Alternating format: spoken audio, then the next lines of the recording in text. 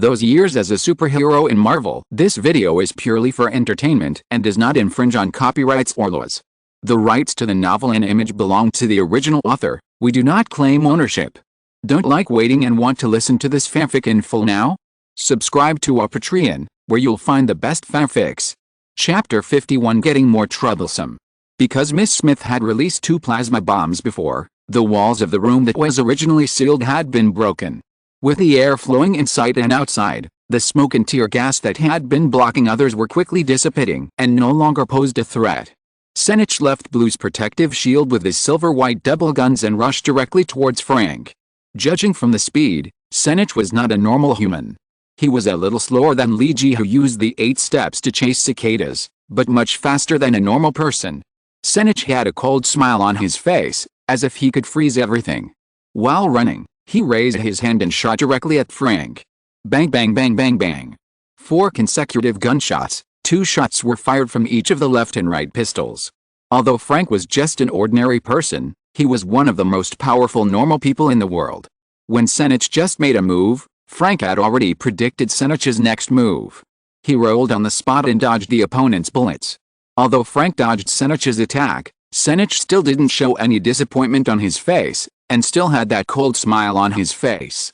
Frank rolled sideways to distance himself from Senich, and at the same time took out 2 Browning pistols. These 2 pistols were obviously different from the common 9mm Browning pistols on the market. The barrel of the gun was longer, and it was also equipped with a gas guide system that was rare in pistols, and the magazine was obviously longer. This gun was obviously specially made. Frank was about to raise his gun to shoot, but something strange happened. The bullet that should have been dodged suddenly turned and attacked Frank from behind. The Punisher is the Punisher after all. Frank seemed to have a spider sense and sensed the danger, and immediately fell forward. Frank fell very timely. At the time he fell, 3 bullets passed through his original position in a staggered manner. And another bullet was still concentrated on Frank's back shoulder. Fortunately, Frank had the habit of wearing a bulletproof vest. Liji and Peter didn't wear bulletproof vests because many of their skills required physical flexibility. Although the bullet made Frank stagger, it didn't penetrate the bulletproof vest. Frank was a little surprised by the ability to make bullets turn. But Frank would not show his inner expression on his face. Frank still had a dead poker face. He raised the special Browning pistol and fired at Senich. An eye for an eye and a tooth for a tooth is the style of the Punisher. Bang bang. The 2 special Browning pistols are powerful, and the gunshots are deafening. It's hard to believe that this is the sound of a pistol. It's completely the same as the sound of a general 12.7mm caliber sniper rifle. No wonder the 2 Browning pistols are so peculiar in shape. Not only are the barrels very long, but they even pretend to have gas tubes. It turns out that they fire special bullets. The bullet is fired by the firing pin in the barrel, the shell is thrown out of the barrel, and the bullet moves along the barrel. Under the action of the rifling of the inner wall of the gun barrel, the bullet began to rotate. Until the moment the bullet left the gun barrel, the rotation and acceleration of the bullet reached the highest point. The speed of the bullet instantly broke through the speed of sound, and with scorching heat and high-speed rotation, it whistled towards Senich. This special bullet uses a copper-plated outer layer and a special tungsten steel core. This bullet is difficult to form a rolling wound in the body, but it has a strong penetrating power. If you are not a superpower or mutant who is good at defense, don't even think about resisting this terrible bullet head-on. Frank is very confident in his shooting skills. The 2 shots were fired at Senich's heart. At the moment of firing, Frank was 100% sure that he would hit the opponent. But Senich's performance once again surprised Frank. Senich still had the same cold smile on his face. The 2 bullets flying towards Senich suddenly turned when they reached Senich's chest, and flew directly from both sides of Senich's body, without hitting Senich at all. Surprised? Frank, we haven't seen each other for a long time. I've missed you since you left me with an incurable wound in the Vietnam War. Although Senich's tone was angry, there was still a cold smile on his face. Punisher, city cleaner. Look at you, how famous you are now. People forget their old friends when they become famous. It seems that you have forgot me. Senich continued. Senich. You should be dead. Frank looked at Senich's face, and a figure suddenly appeared in his mind. The devil in the Vietnam War, although he was a so-called comrade in arms, did all kinds of evil. using a flamethrower to burn women and children who were helpless to death and listening to their wailing in the flames was this person's greatest hobby. This was because excessive war and killing had made this originally normal young man crazy. Soldiers in war always suffer from various mental illnesses. Some people will become cowardly, some will become brave, and some will become perverted. Just like Senich. Finally, the Punisher punished this so-called comrade. The targets of the war are soldiers and the government, and the crowd should not be expanded to innocent women and children. Yet, I should be dead. That day you blew up my flamethrower oil tank. Senich's tone became more and more angry, but his cold smile remained the same. Let me die in the sea of fire and be swallowed by the flames. That's because you are going to fire at 20 children under the age of 10. Frank still remembers what Senich did that day. We are soldiers.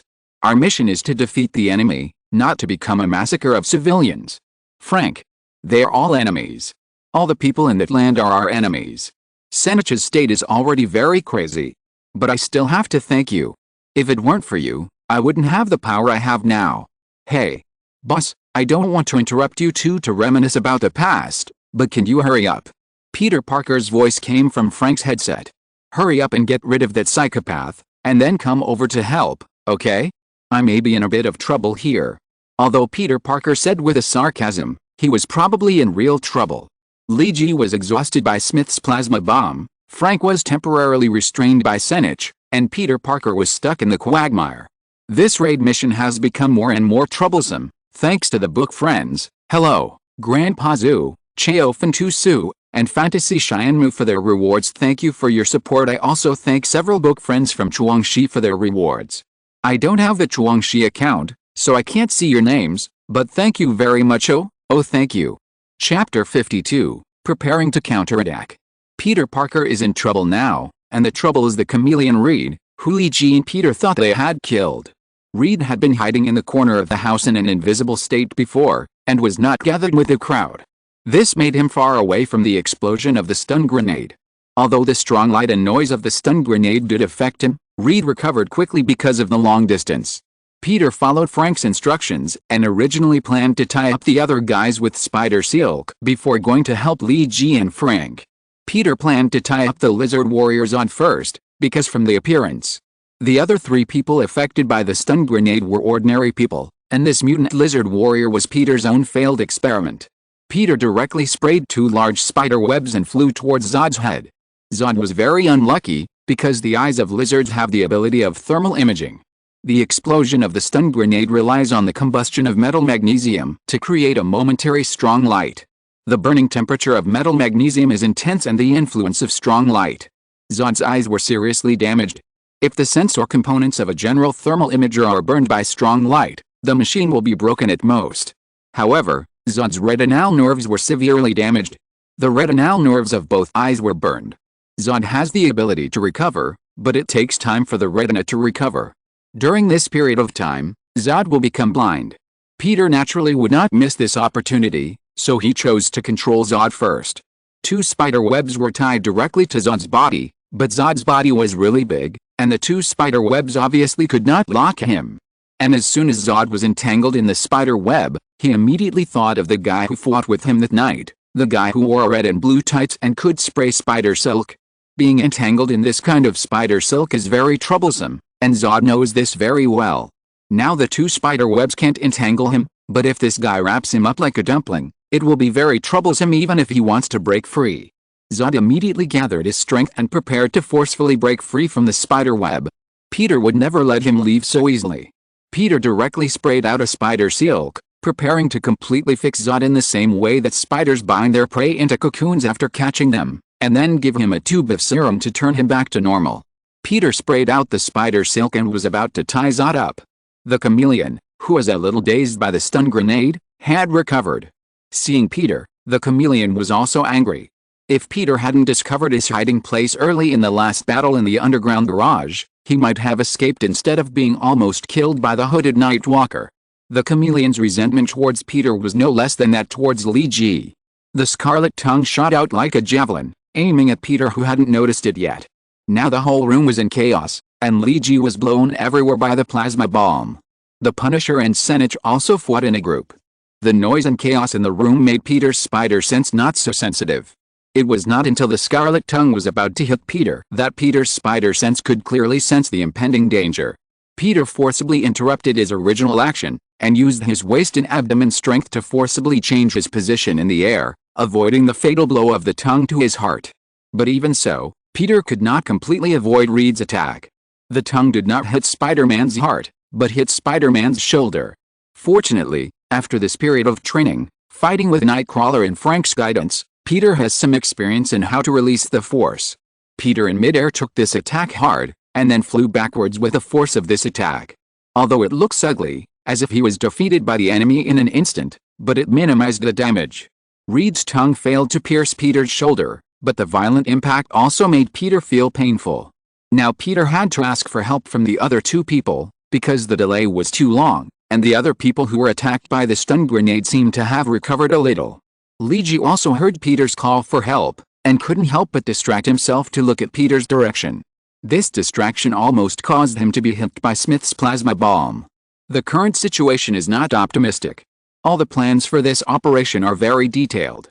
The only miscalculation is that Reed, who was supposed to be dead, was still alive.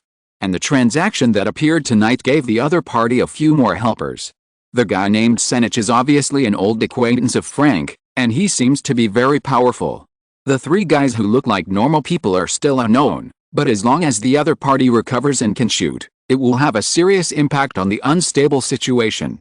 Luigi is now in a big head. The luck of this operation is really bad. Sometimes it is really better to plan than to plan. Luigi now urgently needs the ability to change the current situation. After the last battle with Zod, because it was broadcast on TV, Luigi earned a lot of reputation points. In addition to the explosive throwing knife he just bought, Luigi still has nearly 35,000 reputation points left. Originally, Luigi was planning to keep it, and wanted to save a little to buy a technique that he wanted more, which could upgrade him to a C-level hero. But now Luigi has no time to consider whether to save the reputation points. It is more important to save the lives of 3 people. Luigi had seen the exchangeable technology items in the system before, because the growth-type heroes have fewer means in the early stage. If there are enough technology means as an aid, then the strength will grow faster. In addition to consumables, most of the technology items can only be exchanged for blueprints and raw materials, and they must be made by themselves. To be honest, Luigi's hands-on ability is scum, and he can't expect to make any high-tech products by himself. There are only a few special technology items in the system that do not need to be made by oneself, and these technology items are extremely expensive. Moreover, the functions are not perfect. According to the system, it only provides basic modules and a small number of functions, and more functions and modules need to be unlocked after the hero level is upgraded. Now Luigi is going to exchange for such things. Luigi was very tempted by this thing, but he was reluctant to buy it because it was too expensive. Now the situation is that he has to be willing to give it up. Luigi gritted his teeth and spent 34,000 reputation points to exchange the items directly from the system. The exchanged items were directly equipped by Luigi. This thing looked very ordinary, just like an ordinary black smart bracelet. At the moment when Luigi exchanged the items, Miss Smith created a new plasma bomb and flew towards Luigi. This time, Luigi did not dodge as awkwardly as before, but stretched out his left hand equipped with a smart bracelet to face the flying plasma bomb. "Come on. Let's see what you are capable of," Luigi said fiercely in his heart. "Whether you can launch a counterattack depends on this time." The plasma bomb was getting closer and closer to him. Thanks to the Buck Friend nickname is not a number 2 Heyo for the reward. Thank you very much. Oh thank you. If you like this book, please recommend it for collection. Your support is the author's greatest motivation. Established Penguin Group 539,763,655. Welcome all book friends to join the group discussion. Chapter 53. The counterattack begins. Luigi did not dodge or evade the plasma bomb, and Smith and Blue thought that he was simply frightened. You should know that the core temperature of the plasma bomb made by Smith is as high as 3,000 degrees. This temperature is enough to vaporize most of the steel in the world, and the vaporization point of most steel is only 2,750 degrees. Even the M1A1 Abrams main battle tank equipped by the US military cannot take Smith's plasma bomb head-on. Even if the power of the plasma bomb is not enough to vaporize or melt the entire tank, The heat radiation released after the explosion is enough to kill all the crew members in the tank. All Li Ji can rely on now is the smart bracelet-like device on his left wrist. Li Ji raised his left hand in the direction of the plasma bomb. Just when Smith and Blue thought that Li Ji would be directly vaporized by the high temperature of the plasma bomb, Li Ji suddenly moved. Li Ji's 5 fingers were slightly bent, and then opened rapidly. An invisible shock wave gathered from the wrist of his left hand along the wrist to the palm of Li Ji. The moment Li Ji opened his fingers, the shock wave flew rapidly in the direction of the palm. D+ level item, high-frequency shotgun, incomplete. The incomplete version of the high-frequency shotgun has only 2 most basic modules, the shockwave module and the shockwave module. The gun can be worn on the host's wrist, and the host can use gestures to stimulate it or use energy to stimulate it. The high-frequency shotgun contains a micronuclear battery, which can be purchased and replaced in the system. One battery can stimulate the high-frequency shotgun 20 times. In shockwave mode, the gun can use shock waves to repel enemies, and in shock mode, high-frequency shock can be used to destroy some energy attacks. This is the true face of the thing that Li Ji is wearing on his wrist now, which looks like a smart bracelet. Although it is the first time to use it, Li Ji has always been very confident in the products produced by the system. Although Smith looks very fierce in attack, Li Ji estimates that the energy of the plasma bomb she actually releases is not particularly high. Because the volume of the plasma group she can gather is really small, only the size of a small apple. The real killing power actually relies on the high temperature of plasma to kill. There is almost no shock wave from the explosion. As long as you avoid the plasma turbulence, there will be basically no harm. So Li Ji is ready to take a gamble to see if this incomplete version of the high-frequency shotgun, which he bought with more than 30,000 reputation points, can decompose Smith's plasma bomb. The shock wave of high-frequency shock is much faster than that of the plasma bomb. The shock wave hit the plasma bomb instantly, and the power of the shock wave was instantly revealed. The high-frequency shock directly separated the plasma in the plasma group, and the originally violent and restless plasma began to gradually separate and disintegrate under the shock. After a plasma bomb the size of an apple came into contact with a shock wave, it barely flew forward 2 meters before it was completely disintegrated. The shock separated all the plasmas that were originally aggregated together. The plasma that was no longer stuck together was difficult to maintain its original form and soon dissipated in the air. In the process of dissipation, the plasma released a large amount of heat, making Li Ji feel a heat flow coming towards him. However, air itself is a conductor with very poor thermal conductivity. Even if the plasma bomb releases high temperature in an instant, it is quickly diluted in the air. The heat only makes Li Ji feel a little dizzy, but it can't really hurt Li Ji. Successfully decomposing Smith's plasma bomb instantly restored Li Ji's confidence. As long as there is a way to contain this annoying thing, he is still confident that he can quickly resolve the battle. On the other side, Blue and Smith were dumbfounded. The two have fought together for many years and have never encountered such a situation. Who can directly invalidate the plasma bomb? All the combat targets encountered before either dodge the attack of the plasma bomb or use the same powerful attack to offset the plasma bomb. Who has ever seen such a pervert like Li Ji who directly decomposes the plasma bomb? Li Ji will not give these two people time to hesitate. Since they are on the opposite side, they are enemies. A great man in the last life once said that kindness to the enemy is cruelty to one's own people. Li Ji agrees with this sentence very much. Since high-frequency oscillation can decompose plasma bombs, the pure energy shield made by this black man is believed to be able to be broken.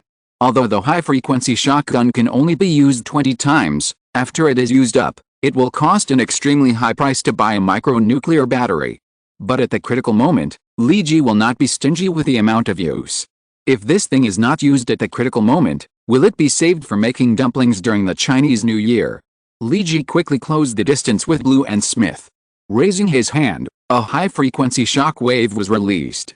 A slight buzzing sound came from the air.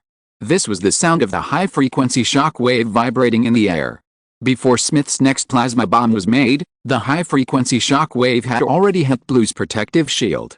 Li Ji had thrown many explosive flying knives at Blue's shield before, but none of them had a good effect, which made Blue's protective shield seem indestructible. But now this seemingly indestructible protective shield has met its nemesis. The high-frequency shock wave hit the protective shield, just like a burning red nickel ball thrown at an ice cube. The shock wave used high-frequency shock to quickly decompose and destroy Blue's energy shield. The protective shield that Li Ji had attacked for a long time before was broken, and a gap was made when he left. Damn it! What kind of attack method is this? Blue barely supported the shield and accelerated the output of energy, trying to quickly repair the damaged shield. Don't worry, Blue, we can't lose our composure. Smith, who was hiding behind Blue, seemed very calm. Although she had a bad premonition in her heart, she still spoke to comfort Blue and asked him to calm down first. Losing your mind in a battle is the easiest mistake, and a mistake in a battle can kill you. Under Smith's comfort, Blue barely calmed himself down. But the flaw in the shield has already appeared. How could Li Ji turn a blind eye to it? Swish swish swish. This time, Li Ji threw his hand and 6 explosive flying knives went straight to the 2 people along the gap in the shield. Just when the battle on Li Ji's side was opening up and the situation was reversed. The situation on Spider-Man Peter Parker's side was getting worse and worse. Because the 3 people who were affected by the stun grenade before had recovered. A white man and 2 Asians have roughly understood the current situation on the field. Li Ji and the other 2 are obviously here to make trouble. They don't know that these 3 people are coming for the Stanich family and the big lizard. Thinking that the 3 came for this transaction, the 3 rushed madly to Peter Parker, who is closest to them. Peter Parker, who had always thought that they were just ordinary people, was shocked by the attack power of the 3. These 3 guys are far from being simple human beings. The third update will be around 11:30 p.m., and the system will release it on time. If it is not on time, please refresh it a few more times. If you like this book, please collect and recommend it. Your support is the author's greatest motivation. Chapter 54 3 Strange Guys. Li Ji's 3 explosive flying knives flew into the protective shield, causing Blue and Smith to panic. The 2 had seen how lethal this small flying knife was before. Blue had to take Smith to avoid the attack range of the flying knives. Blue's physical fitness was very good. It seemed that Blue not only had the ability to absorb energy, but also had his body strengthened. Even with Smith, Blue was still flexible. Blue forcibly removed the original protective shield, and then formed a smaller protective shield on the outer layer of his body. This was the largest protective shield he could make in the shortest time, and it was usually only used to save his life. Because Smith had this fatal flaw, although she could create plasma bombs with amazing destructive power. But Smith's physical fitness was only better than that of ordinary people. Maybe for ordinary people, Smith was simply a super female man, but among mutants and people with special abilities, her physical fitness was too average. Blue and Smith were lovers, and this relationship was formed by the protection of Smith in constant missions. Blue used his shield and even his body to protect Smith again and again, and finally made Smith fall in love with this very stingy and ugly black man. Because no matter how stingy Blue was, he could always protect Smith from the wind and rain and even sacrifice his life at critical moments. Blue now did not have enough time to prop up a large enough shield for Smith, so he could only arrange the shield in front of himself and use himself as a shield to block Smith. Blue's performance made Li Ji react immediately. This beautiful woman who looked very powerful might actually be the real weakness. Li Ji did not hesitate to start attacking Smith first. Now everyone is an enemy, and the battlefield is not a place to show a gentleman's demeanor. The breakthrough here was opened, but Peter over there was very hard. The 3 ordinary people who had come to their senses roared and rushed towards Peter. The 3 did not use guns or anything like that, but directly used their bodies as weapons. In the original Spider-Man, Peter Parker has always called himself everyone's good neighbor. Throughout the entire Spider-Man, Peter rarely killed people, except for a few extremely evil villains. So when Peter saw the 3 people rushing towards him, his first reaction was to subdue them instead of trying to kill them. Peter was worried about the invisible guy. He had a fight with him in the underground garage last time. Fortunately, he was equipped with a thermal imaging device this time, so he could see the other party instead of a completely splicing spider sense. Peter casually shot a spider web at the 3 people. For ordinary people, this spider web is enough to subdue them. But the performance of these 3 people was far beyond Peter's expectations. Except for an Asian whose legs were entangled in the spider web, the other 2 jumped several meters high, as if they had gotten rid of the gravity of the earth. This height completely avoided the attack range of Peter's spider web. When the 2 reached the highest point of the jump, they swooped down towards Peter. This time Peter found that these guys were different. The nails of the 2 were unusually sharp, like the claws of some birds, which were completely unlike the nails that humans should have. And the two showed a ferocious look to Peter in the air, just like the expression of a wolf that had been hungry for 3 days and found its prey and was about to hunt. Peter saw the two open their mouths, revealing long and sharp canine teeth, just like the canine teeth in a real wolf's mouth. What the hell is this? Peter was almost certain that these three guys were not normal people. Peter's speed and reaction were very fast now. With the help of spider sense, even Li Ji could hardly hit Peter. Moreover, after the transformation of spider mutation, Peter's strength has become much stronger now. In terms of absolute strength, it can be said that he has crushed Li Ji. The only weakness is that his combat experience and combat skills are not enough, and he is a little afraid to be ruthless in the battle. Facing the two flying people, Peter did not choose to use spider silk at such a close distance, but directly used two high-position whip kicks. Now all of Peter's close combat methods are almost learned from Li Ji and Frank. The fighting styles of the two are simple and direct, pursuing the shortest distance, the fastest speed and the maximum power burst. With the waist as the core burst point, Peter kicked out two legs at a very fast speed and with great force. Although Peter could not do the same as Li Ji and Frank because of the short practice time, Spider-Man's strength should not be underestimated. If he was kicked hard, he would be hurt. The two men on the opposite side seemed to have rich combat experience. Seeing Peter kicking a high whip kick, he was able to make a slight pause in the air. This action requires super air retention ability and extraordinary waist and abdominal strength. The two avoided Peter's whip kick attack by a millimeter. Both of them could feel the strong leg wind brought by Peter's kick. This time Peter's attack was in vain, but it also forced the two men to stop their attacks. The two men fell from mid-air and rolled forward directly. The Asian attacked Peter's lower three roots with a sweeping kick. The white man attacked Peter's upper three roots with a simple and rough boxing style. The two men were like brothers who had cooperated for many years. The attacks were extremely smooth, leaving Peter no chance to fight back. Spider-Man was forced to use spider silk again to distance himself from the two. Reed, who had not participated in the frontal attack, also came out to stir up trouble at this time, still using his scarlet tongue as an attack weapon. It would be very painful if he was hit by a tongue like a javelin. Peter had tried it before. And this time Reed did not just use his tongue to contain the target remotely. With the cooperation of his companions, Reed flew over the target directly, which was Peter. Many small lizards are very good at jumping, and it seems that Reed has inherited this gene. Reed's jumping speed is extremely fast and his explosive power is extremely strong.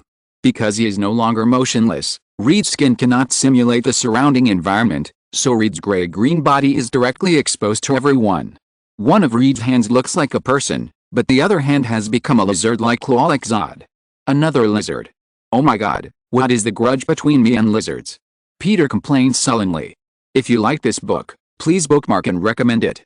Your support is the author's greatest motivation. Based on the opinions of book friends, I have opened a post to recruit characters.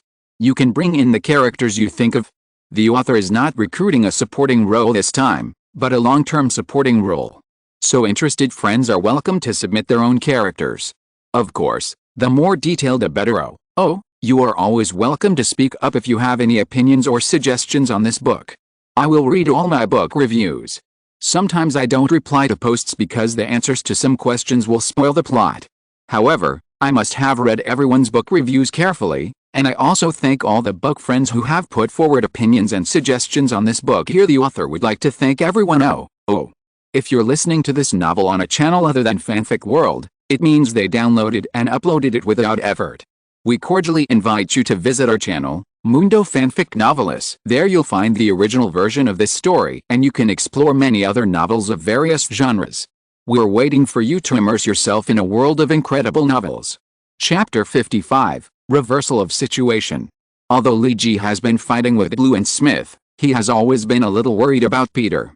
Because among the three, only Peter Parker is a real little brother, and he is an underage kid both mentally and physically. Now Blue and Smith are a little bit suppressed by Li Ji, and Li Ji can barely distract himself to see the situation on Peter's side. It seems that Peter's situation is not very optimistic. Besieged by three people, Peter relied on spider silk to distance himself from them, and then used spider webs to entangle the opponent. Peter's lack of diversity in attack was exposed. In the story of Spider-Man, Because Peter has his own protagonist halo, he will not die no matter how he commits suicide. But now without the protagonist halo, Peter is a little stretched. Li Ji now also does not hesitate to provide remote support to Peter. 3 explosive flying knives were thrown out directly by Li Ji, and the target was the 3 people who besieged Peter. With the sensitivity of spider sense, Peter felt Li Ji's flying knife support from a distance. Peter, who has cooperated with Li Ji many times, knows exactly what he should do now. Another big spider web was sprayed out by Peter. Now it is an effective way to entangle the opponent and then rely on Li Ji's flying knife to kill the enemy. Peter's spider web is very thin. If it is really used to net people, it can't actually hold more than a few. But it is more than enough to use it for containment. After all, spider webs have very good stickiness and toughness. This time, the large spider web is really spread out over a large area, and the 3 besieged people did not completely dodge it, and were all partially stuck by the spider web. Just when several people were trying to break free from the spider web, Li Ji's flying knife had already arrived. Because the 3 people were standing more dispersed, Li Ji's flying knife could not completely aim at the opponent's vital points. After all, Li Ji's skills are just basic hidden weapon techniques, not those high-level hidden weapon techniques that can be named.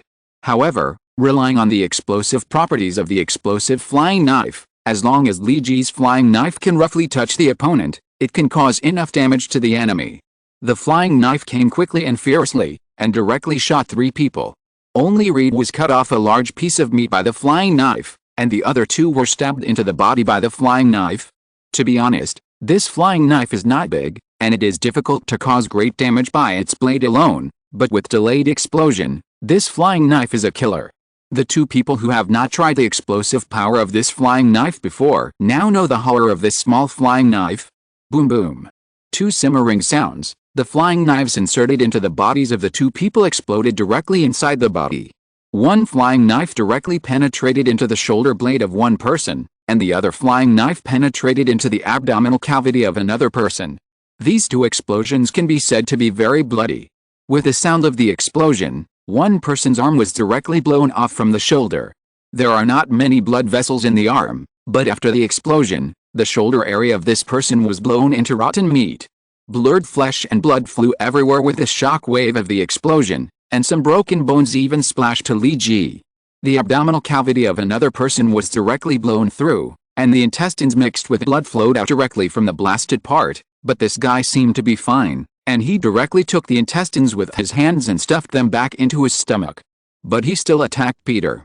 If it was an ordinary person, or even an ordinary mutant, as long as they were not strengthened with super vitality and recovery, they would basically be dead after such an injury. FUK. Are these 2 guys really human? Peter originally thought that Li Ji must have killed the 2 men, but he didn't expect that the bravery of these 2 guys exceeded Peter's imagination. But now there is no time to hesitate. Li Ji's attack gave Peter the best opportunity. Although the 2 men can still move, it is obvious that their speed has been greatly reduced. And Reed was just forced back by Li Ji's flying knife. Peter seized this opportunity to directly spray a large amount of spider silk to tie the 2 guys up like dumplings. On the other side, Frank had completely abandoned the use of pistols to shoot at Senich, and instead launched a hand-to-hand fight. Senich seemed to have a special ability to control high-speed moving bullets. Frank originally thought that Senich's ability was close to Magneto, the leader of the Brotherhood of Mutants.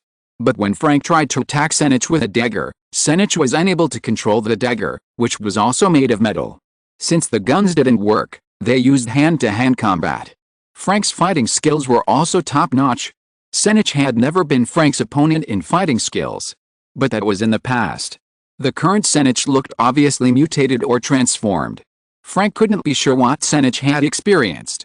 However, Senich's strength, speed, reaction and other abilities had indeed been greatly improved, and his ability to control bullets made him very difficult to deal with. Even when Frank drew out his dagger and started a hand-to-hand combat with Senich, Senich still didn't let go of the gun in his hand. Obviously, it was difficult for guns to exert their power in close combat, but Senich still fought with Frank while shooting. Frank soon understood why Senich still didn't give up the pistol. Even though Frank's hand-to-hand combat was a hidden combat method, Senich could only shoot at the air most of the time, but Senich's ability to control bullets was used to the extreme. The bullet was clearly flying towards an empty place, but in the middle of the way it would turn and fly towards Frank as if it had eyes. Frank barely managed to dodge several bullets by anticipation, but was still hit by 2 bullets. Although Frank's bulletproof vest was specially made and even assault rifles could hardly penetrate it, the impact of the bullets was indeed reflected on Frank's body. The place hit by the bullet was painful. Frank endured the pain and punched Senech's kidney in the lower left rib. Frank's fist was comparable to the full-strength attack of the world heavyweight boxing champion. If the kidney was hit, it would definitely make the average person unable to get out of bed for a month, and it might even be killed by one punch. Senech's strength and speed are indeed different now, but this does not mean that he will mindlessly use his body to resist Frank's fist. Senech swung his body back slightly to avoid Frank's attack. Unexpectedly, Frank did not continue to attack Senech. Instead, he rolled over twice in a row to create a considerable distance from Senech, and Senech's pupils shrank unconsciously. Frank's behavior made him smell the smell of danger. That's right. Frank's attack just now was just an illusion. The previous hiding method was just to create an opportunity for this action. The punch to the kidney was fake. Frank knew that it would be difficult for him to make a real attack at Senech's current speed. The punch was just to cover his next move. Senech looked at his waist with a bad premonition. A miniature bomb was stuck to the hem of his suit. This bomb was only the size of a 50-cent coin. Sticking the bomb to Senech's body was the real intention of Frank's attack. Never underestimate anyone. Even if his absolute strength is weaker than yours, he can still kill you as long as he has the chance. Frank used his behavior to teach Peter and Luigi another lesson. Boom. The bomb is miniature, but the power of the explosion is not miniature. The power of the explosion is like a real blasting grenade. The only difference is that when this miniature bomb exploded, many arcs flashed in the explosion. It seems that this is another special product that Frank got from somewhere. When the smoke of the explosion cleared, Frank saw Senech, who was thrown to the ground by the shock wave of the explosion. Most of Senech's clothes were torn, revealing the body inside. This was no longer a human body.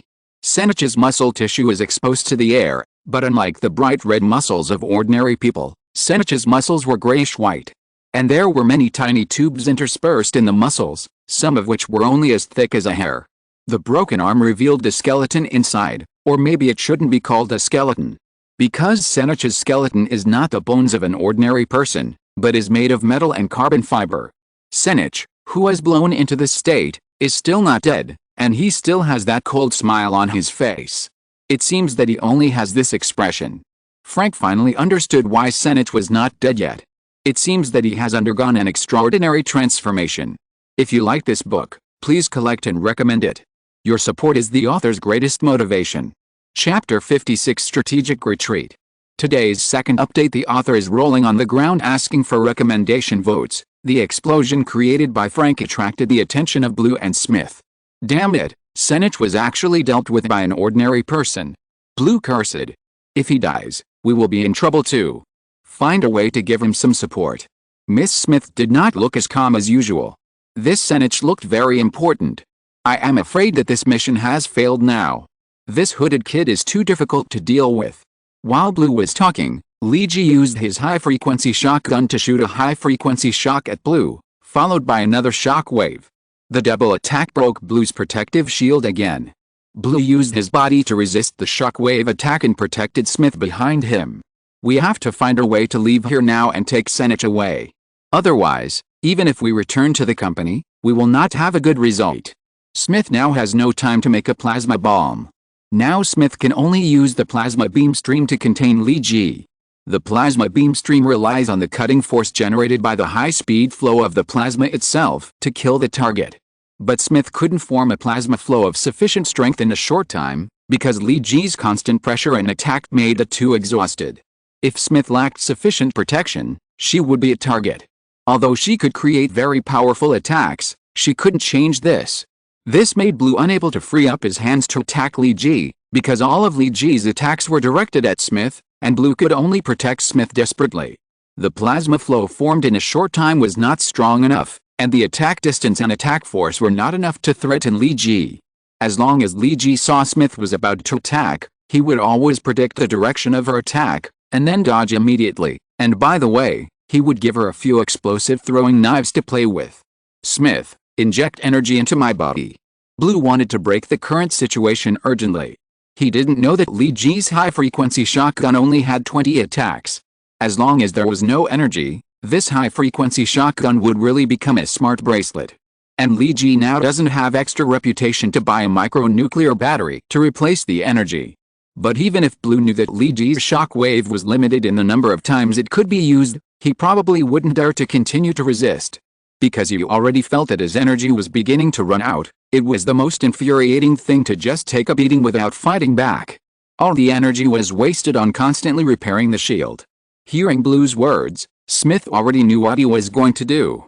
Smith had a look of reluctance in her eyes, but she still listened to Blue's words. Smith grabbed in the air, and a ball of blue-white plasma appeared directly in her hand. She did not hit these plasma balls like she did when she made plasma bombs or plasma streams before. Smith directly injected the plasma ball into Blue's body in the purest way. Li Ji knew it was not good when he saw the two people's actions. It was like watching the villain boss in the movie about to use a super killer move. Li Ji immediately distanced himself from the two people, and threw out the explosive flying knife again to cause trouble for the two people. Smith quickly grabbed a few more plasma balls and injected them into Blue's body. Blue, who was filled with plasma balls, let out a roar. The black skin that was originally the color of chocolate actually began to glow with a long blue light. There were also tiny arcs of electricity constantly appearing between the pores. The eyes that were originally black had completely changed, as if a lead light had hit them, and the eyes glowed blue. Blue's body was constantly emitting blue and white light, which made Li Ji wonder if this guy had evolved into a Super Saiyan god. Blue didn't have time to talk a lot of nonsense like the villains in the movies, and finally died because of talking too much. Because he knew that this way of forcing energy to replenish would cause him great harm. He couldn't last long in this state, and he had to make a quick decision now. Blue used his hand as a knife and slashed at Li Ji from a distance. The blue and white abilities in Blue's body seemed to be attracted, and gathered together along the direction of Blue's slash to form a crescent-shaped blue light, heading towards Li Ji. Although there was still a distance, Li Ji could already feel how terrifying this blue crescent was. Li Ji felt static electricity all over his body from a distance, and his whole body was numb and very uncomfortable. Enduring the soreness and numbness in his body, Li Ji used the 8 steps to chase the cicada to quickly dodge the attack of the blue crescent. Blue turned from defense to offense and slashed 4 blue crescents at Li Ji. A deep trench was dug in the places where the crescents passed. The blue crescents that did not hit Li Ji hit the wall of the house. The reinforced concrete wall was like paper under this attack. It was split into 2 without any resistance. Blue was not completely sure that he could kill Li Ji, so his first task was to force Li Ji back, then rescue Senich, and finally take Senich and Smith away. As for the other 2 lizards, I'm sorry, Blue said he was not very familiar with them. Li Ji was constantly forced back by the blue crescents released by Blue and could not launch an attack. Blue also seized the opportunity to send a blue arc of light to Frank, who was about to kill Senich with one shot. The dark blue arc of light flew towards Frank at a very fast speed. Li Ji was afraid that Frank's body speed could not avoid the arc of light, so he also fired a shock wave in the direction of the arc of light.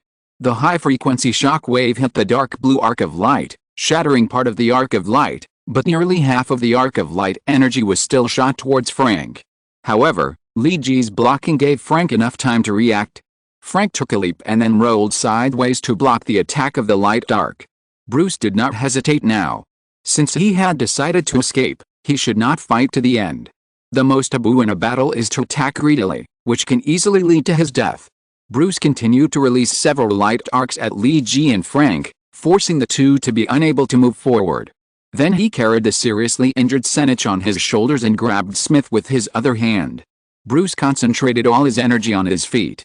The faint blue light was like the high-temperature burning flame in the rocket thruster, with a huge thrust to quickly drive Bruce and the other 2 away. Li Ji threw a few flying knives in the direction where Bruce left, but it seemed to be useless, and the flying knives could not keep up with Bruce's speed. Now Li Ji and Frank had no time to care about the 3 Bruces who had escaped, because Peter still needed support. If you like this book, please collect and recommend it. Your support is the author's greatest motivation. Chapter 57 The battle ends. The 2 humanoid monsters that were injured by Li Ji's explosive flying knives have been subdued by Peter, and now Peter is entangled with 2 lizards. Reed and Zod, this pair of brothers in distress. Originally, the two were close comrades on the battlefield in Baghdad. Now they have been transformed and mutated, and they are both lizards. It can only be said that the two are too destined. Zod's burned optic nerve has been repaired and joined the battle.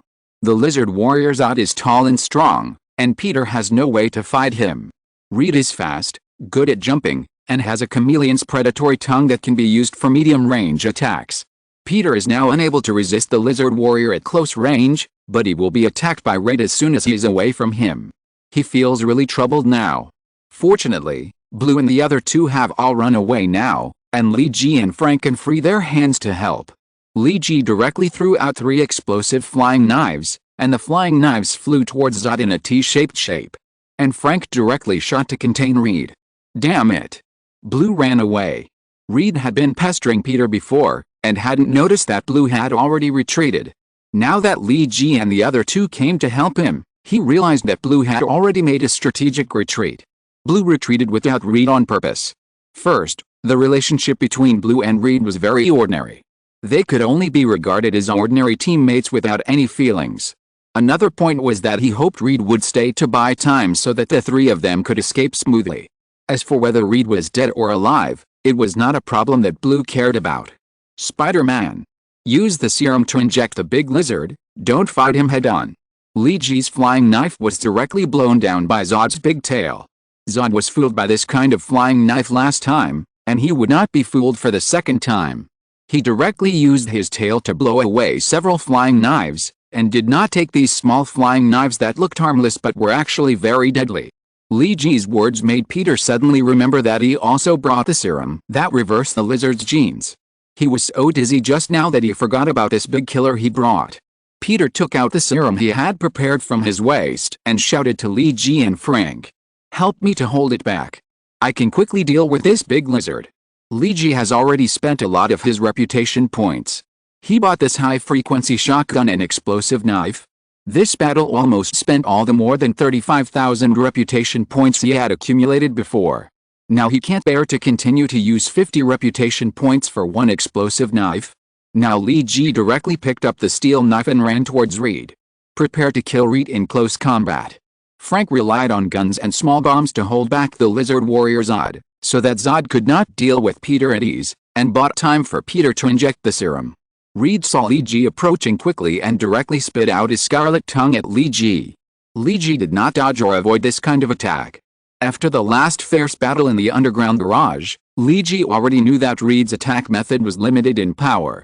Lee Ji, who has already mastered the Vajra indestructible body divine art to the mastery level, can already withstand 700 joules of kinetic energy damage. Reed's tongue attack obviously cannot reach more than 700 joules of kinetic energy damage. The tongue hit Lee Ji's chest, and Lee Ji was not really injured except for feeling some pain. This time, Lee Ji was already next to Zod while forcing the attack forward. The 8 wind-breaking swords were used as smoothly as flowing water. The sharp sword light with a smell of death slashed down at Reed's head. Although Lee Ji's current strength and speed have not improved much, Lee Ji feels that his strength is getting stronger and stronger. Especially when attacking, his movements and reactions are becoming more and more skillful. This may be the improvement brought by more combat experience. Reed, who is within the range of the sword light, felt very bad. Lee Ji's sword skills were wielded tightly, as if a sword wall was pressing towards Reed. This sense of oppression made Reed unable to find a place to run, even if he wanted to. The biggest reliance of the chameleon is invisibility. Once the invisibility is broken, Reed's strength is not enough in Lee Ji's eyes, and he is not as threatening as the giant lizard warrior. Facing the knife light, Reed could only barely protect his vitals with both hands, and then began to retreat rapidly to avoid a blade. But the disorderly retreat in the battle is very fatal. Lee Ji started to take the lead in every move. The steel knife infused with internal force was extremely sharp, and soon cut off Reed's 2 arms while Reed retreated. The splattered blood rushed out like a faucet that could not be turned off. Reed screamed in pain. Lee Ji usually would not kill ordinary criminals or ordinary people. At most, he would cripple them and let them fend for themselves. Because those guys did not pose any threat to him, and those with superpowers, or mutants and modified people, would be very threatening once they retaliated. So Lee Ji was not prepared to be merciful to these people, and the mercenaries of the Redwater Security Company were involved with the Stanich family. It seemed that these two groups were not very good birds. Li Ji went around and came behind Reed, and the steel knife directly cut Reed's spine. In an instant, Reed suffered a serious injury. The spine is connected to a large number of nerves in the body. Once damaged, the human body can easily become paralyzed. Reed's spine was cut by Li Ji, and he immediately collapsed to the ground. If it weren't for the fact that Peter Parker was still a little kid and had never seen the bloody killing of people in person, Li Ji would have probably killed this chameleon with one knife. The battle on Li Ji's side was over, and the battle on Peter's side was also coming to an end. Under Frank's restraint, Peter smoothly injected the serum into Zod's body. Under the effect of the serum, the lizard genes in Zod's body were constantly being eliminated. The genes that originally belonged to humans were constantly being reconstructed. Zod's huge body was constantly shrinking, and his attacks were becoming increasingly weak. He wanted to escape, but was pulled by Peter with spider silk. In just a few minutes, Zod, who was as strong as an Asian elephant, shrank rapidly like a deflated ball. In the end, he turned into his original human appearance. Zod, who lost his legs and left arm, lay helplessly on the ground and struggled. "Oh, God!" Peter sighed with some reluctance. Zod's current appearance has made everyone lose interest in dealing with him or killing him. Li Ji sighed when he saw Zod's true appearance. If it was in the form of a big lizard, Li Ji could cut off Zod's head without hesitation, but Zod in this state, Li Ji really couldn't do it. Seeing the pitying eyes of Li Ji and others, Zod laughed crazily. "Ha ha ha. This is what I look like. Are you satisfied? I fought for this country and fought bloody battles, but in the end, I only got this end. Don't look at me with such pitiful eyes." Zod's voice became louder and louder. "I used to be a soldier who defended this country and its people. I swore to fight for the safety and freedom of the people.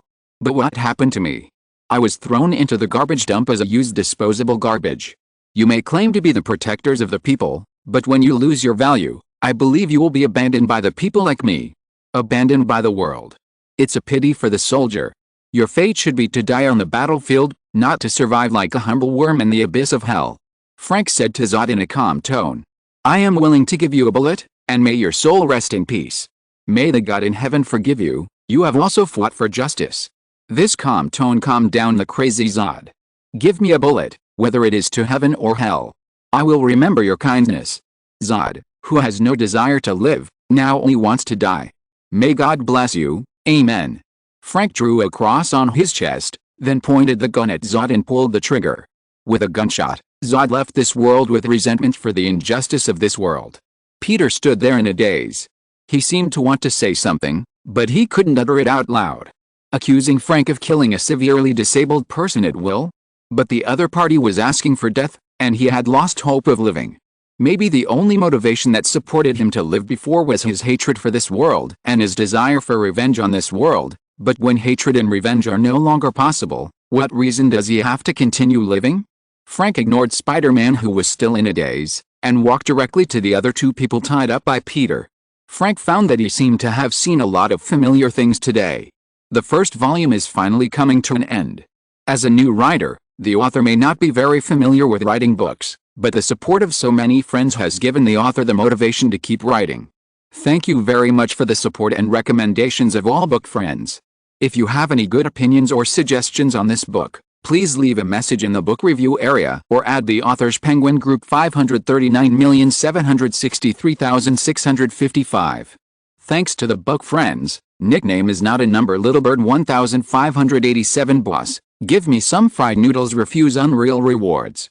Chapter 58 Vampires and Food. These guys are a bit weird, Peter said to Frank as he followed behind him. They just experienced such an explosion, but they didn't die. It looked like they were not simple. Their faces were pale, and it was unknown whether it was caused by excessive blood loss. But they looked very mentally healthy, still fierce, staring at Li Ji and the other two with their eyes. Bang bang. Frank walked in front of the two without saying anything, and fired 2 shots directly at their heads. Frank's pistol was terribly powerful. The bullets hit the brains of the 2 people and produced a huge cavity effect. The huge pressure directly exploded their brains from the inside. Grayish-white brain matter and bright red blood mixed with broken bones splashed everywhere. Oh. Damn it. Frank, can you stop killing people randomly? This was the second time Frank killed someone in front of Peter today. Peter couldn't stand it when he saw the first time he killed someone, but Zod wanted to die, so Peter couldn't say anything. But this time, killing gave him a greater stimulation, because this time Frank directly shot him in the head at close range, which looked very bloody. So I shouldn't kill them? Who do you think should be handed over to them? Frank said playfully. I think it's possible, probably the New York police. Peter was not sure if the New York police could really control these guys. They all looked very dangerous. New York police, huh? Frank laughed meaninglessly. I remember there was another person, Spider-Man. Where did you tie him? Here, look. Peter pointed to the ceiling, where the guy whose legs were tied at the beginning was hung upside down by Peter on the ceiling. It looks like we've got a lot today. Frank touched the parts of his body that were hit by bullets, and it still hurt a little there. What the hell are these guys? Lee Ji saw that the two people who were shot in the head by Frank were not dead yet, and the brains that were shot were healing at an extremely slow speed. Ghosts? You're right, Nightwalker. They are indeed ghosts. And they are ghosts that can't see the sun. Frank sighed softly. Go to the warehouse next to you and take a look. If I'm not mistaken, there should be a lot of people locked up inside. Remember not to let them out yet. Okay. Lee Ji and Peter listened to Frank and left the office that had been demolished. Next to the office is the huge warehouse, which was originally a barn used to load and unload grain. The United States is the world's largest grain exporter, and the grain exported by the United States accounts for more than 20% of the world's total grain exports. Many large grain companies will build barns like this near the port. It was not until the expansion of the Port of New York that the grain company moved its grain warehouse directly to New York and abandoned it. Nightwalker, Frank said that there are many people locked up in this warehouse. Do you think it's credible? Peter chatted with Lee Ji as they walked. Frank never speaks without words. I believe he has his own judgment. Lee Ji answered Peter's question and came to the warehouse to find where the door was. Of course I believe Frank, but how many people would it take to lock up such a large warehouse? I mean, with so many people, what is the Stanich family going to do? Peter found the warehouse door faster than Lee Ji. I don't know, but with a little guess, I know it's definitely not a good thing. Lee Ji and Peter worked together to push open the heavy door of the warehouse. Have you ever seen thousands of eyes reflecting the faint moonlight in the dark, and then staring at you? It's a numbing feeling, and Lee Ji and Peter have this feeling now. The entire warehouse has been completely transformed by the Stanich family. It is no longer an empty warehouse for storing food. Instead, it is built along the wall with rows of cells. Each cell is sealed with steel bars. The small cell of only 6 square meters has to squeeze in 6 people. The simple bedboard is directly fixed to the wall. The purpose of this is to save space so that more people can be put in. Lee Ji is not in the mood to count how many cells there are in it and how many people are put in it. Because the smell in it is really unbearable, thousands of people eat, drink, defecate and urinate in one warehouse. Even if this warehouse is well ventilated, the smell is still very unpleasant. Oh my God. Why did the Stanich family arrest so many people? Peter Parker was shocked by the number of people imprisoned here. @%, and amp. A series of languages that neither Lee Ji nor Peter could understand suddenly came out of a cell, which seemed to be a fuse. Shouts came from the remaining cells one after another, and Lee Ji heard that most of the voices were from women and children. Through the moonlight, it was barely clear that these cells were imprisoned with the women and children, and there was no adult man in sight. Let's leave here first. Maybe Frank already knows why so many people are imprisoned here. Lee Ji was afraid that something might happen to so many people, so he quickly pulled Peter away. Frank, do you know that there are a lot of people imprisoned in the warehouse? Peter returned to the damaged office building and began to talk about the scene he had just seen, but he was interrupted by Frank before he finished speaking. Women and children, right. I've always wondered why so much food has been transported here these days. Why did the Stanich family start a food smuggling business? Frank stared at the two tied guys with cold eyes. Although the wounds on their heads had not healed yet, there was no sign of injury on their faces. Lee Ji couldn't understand it at all. How could a person survive without a brain? Even Wolverine, who was famous for his recovery ability, probably couldn't do it. Only the extremely perverted Deadpool might be able to do it. Do you want to know why so many women and children are locked up here? Because they are food for vampires. Frank suddenly got angry as he spoke. You are provoking a new war. The tied white man smiled disdainfully when he heard Frank's words. This smile obviously angered the Punisher. Frank directly pulled out his pistol and fired 3 shots at the white man. Bang bang bang. The powerful pistol directly shot several huge wounds on the man's body. The blood could not stop flowing out, but the man still said disdainfully, "You can't kill me." He should have died long ago due to excessive blood loss, but this man could still speak, as if nothing had happened. Seeing this guy covered in blood but still with a calm expression, Lee Ji and Peter shuddered involuntarily. Thanks to book friends, I am a passerby. Zhang Zhegan Music Wing Xia for the reward. If you like this book, please collect and recommend it. Your support is the author's greatest motivation. Chapter 59, The Underground Vampire Empire. Wait, Frank. Are you talking about vampires? You said these guys are vampires. Lee Ji suddenly realized what Frank meant. The people imprisoned in the warehouse are food for vampires, and these guys can't be killed no matter how hard they are beaten, which just fits the characteristics of vampires. Vampires are magical creatures and cannot be measured by scientific standards. Killing them requires special weapons, otherwise even if their heads are chopped off, they will still grow a new head. This is a very annoying creature, and they cannot be classified as humans. In fact, whether it is mutants or people with special powers, they are still humans in essence. But vampires are completely different creatures.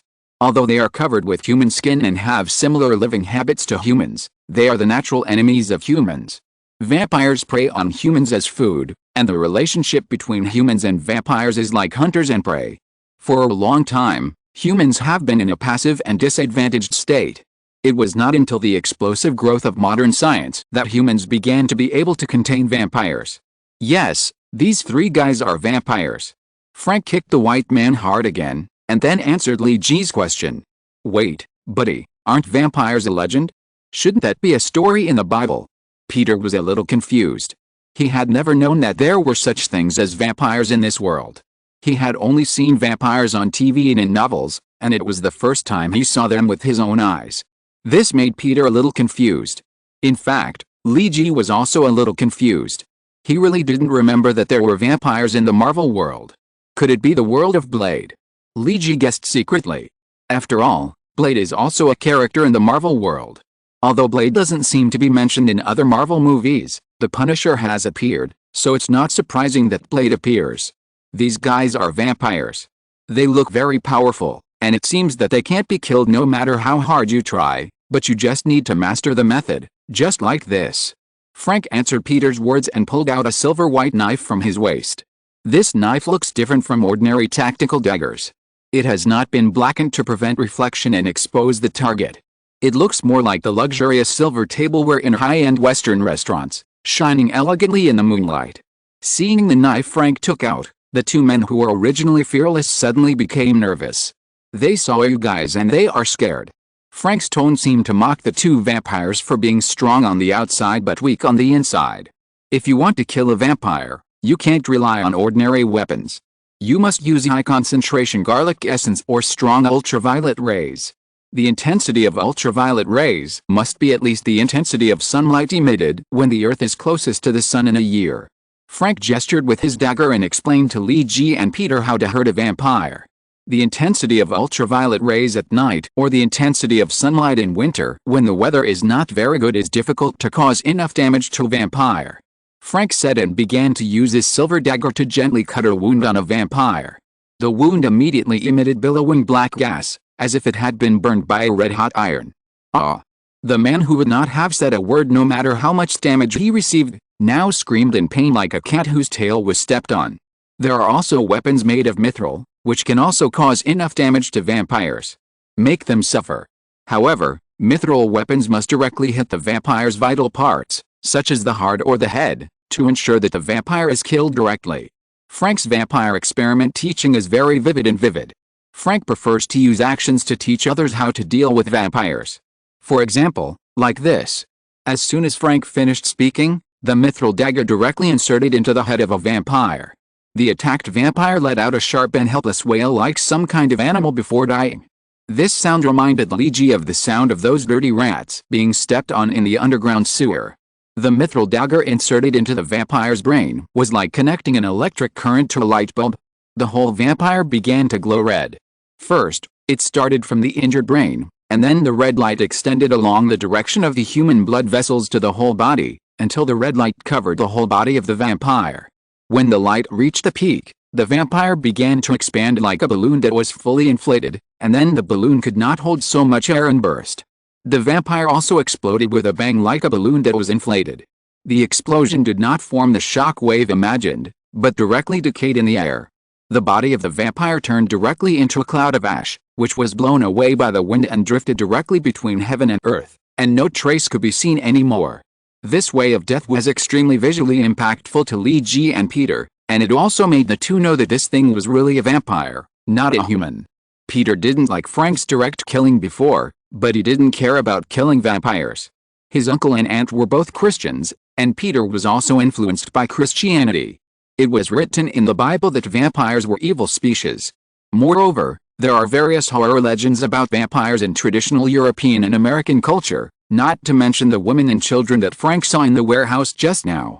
Frank said that they are all food for vampires. What is the final fate of vampire food?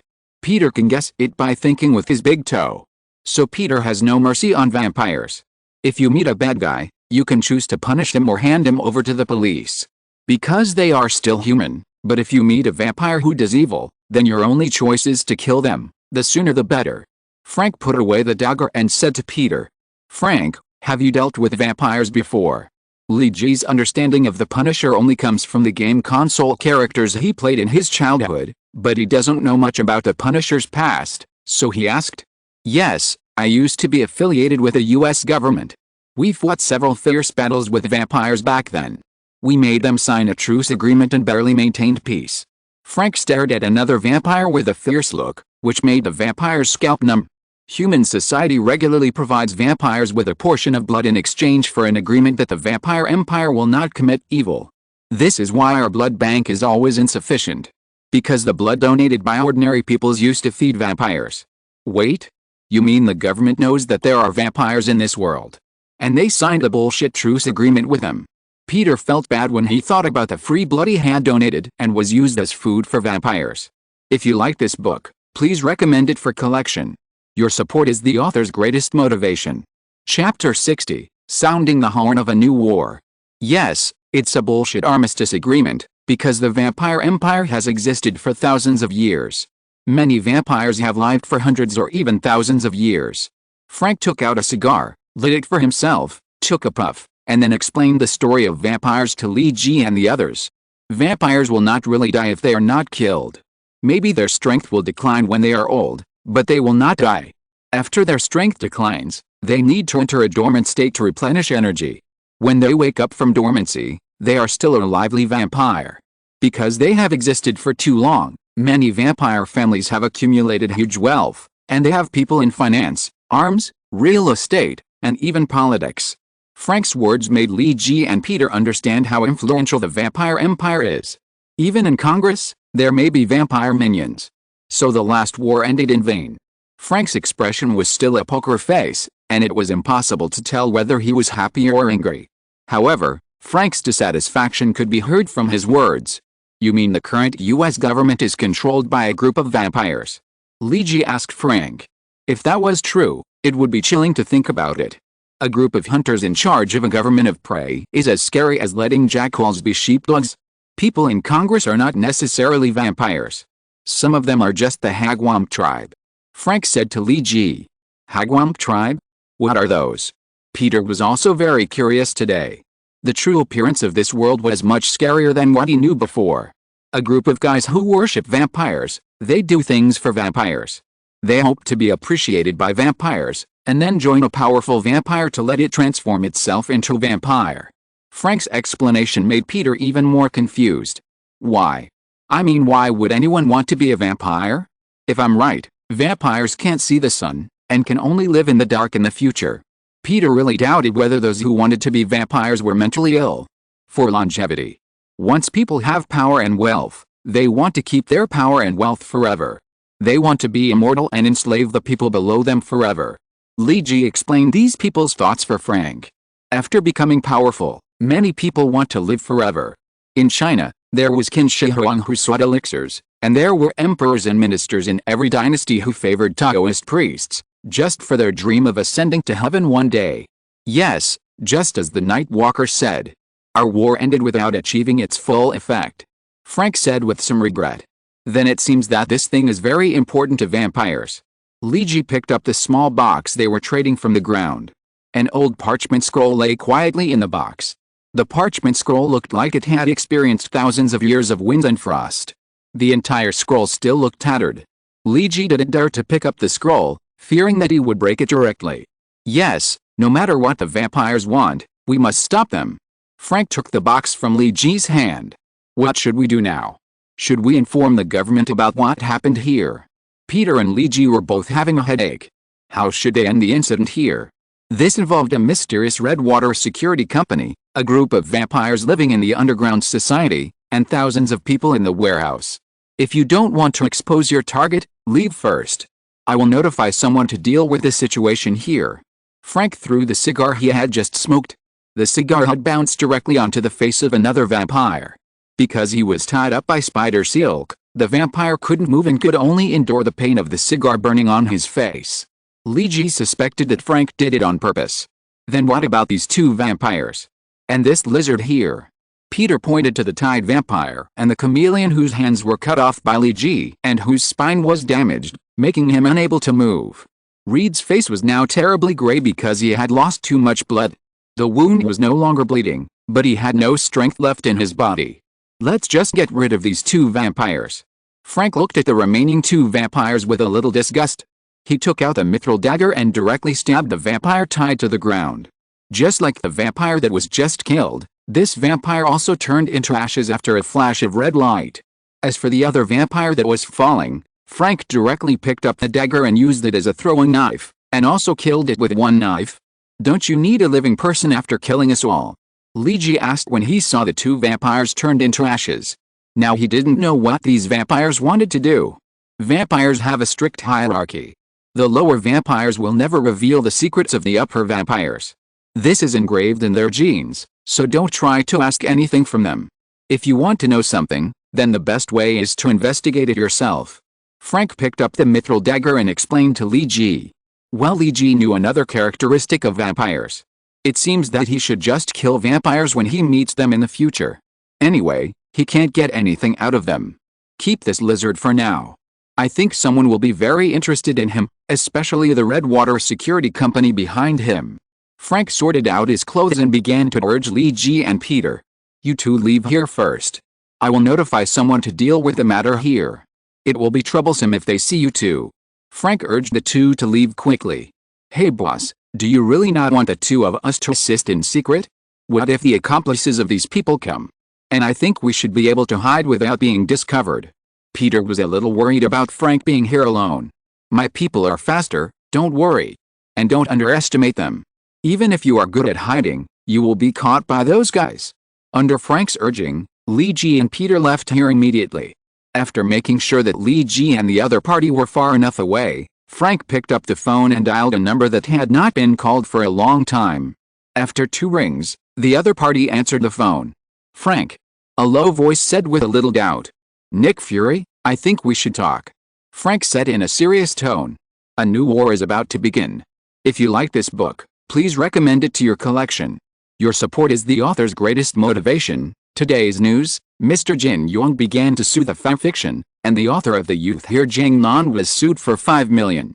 In order to avoid unnecessary trouble, no martial arts or moves from Mr. Jin Yong's martial arts will appear in this book. The purple cloud magic skill used before was set as an A-level internal skill, and now the author has changed it to Teng Jiao Gong. Purple cloud magic skill will not appear in the future. I would like to inform many readers. Thank you for your support over the past few days. Thank you. Chapter 61 Tony is kidnapped. Because of the incident in which Jin Yong sued Jiang Nan, the names of martial arts in Mr. Jin Yong's martial arts works will not appear in this book in the future. The previous Zixia magic skill is now officially renamed Ting Jiao skill.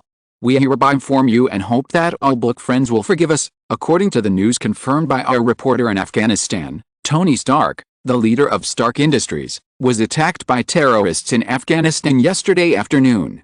The 12 American soldiers in the 3 Humvees accompanying them for protection have all been killed.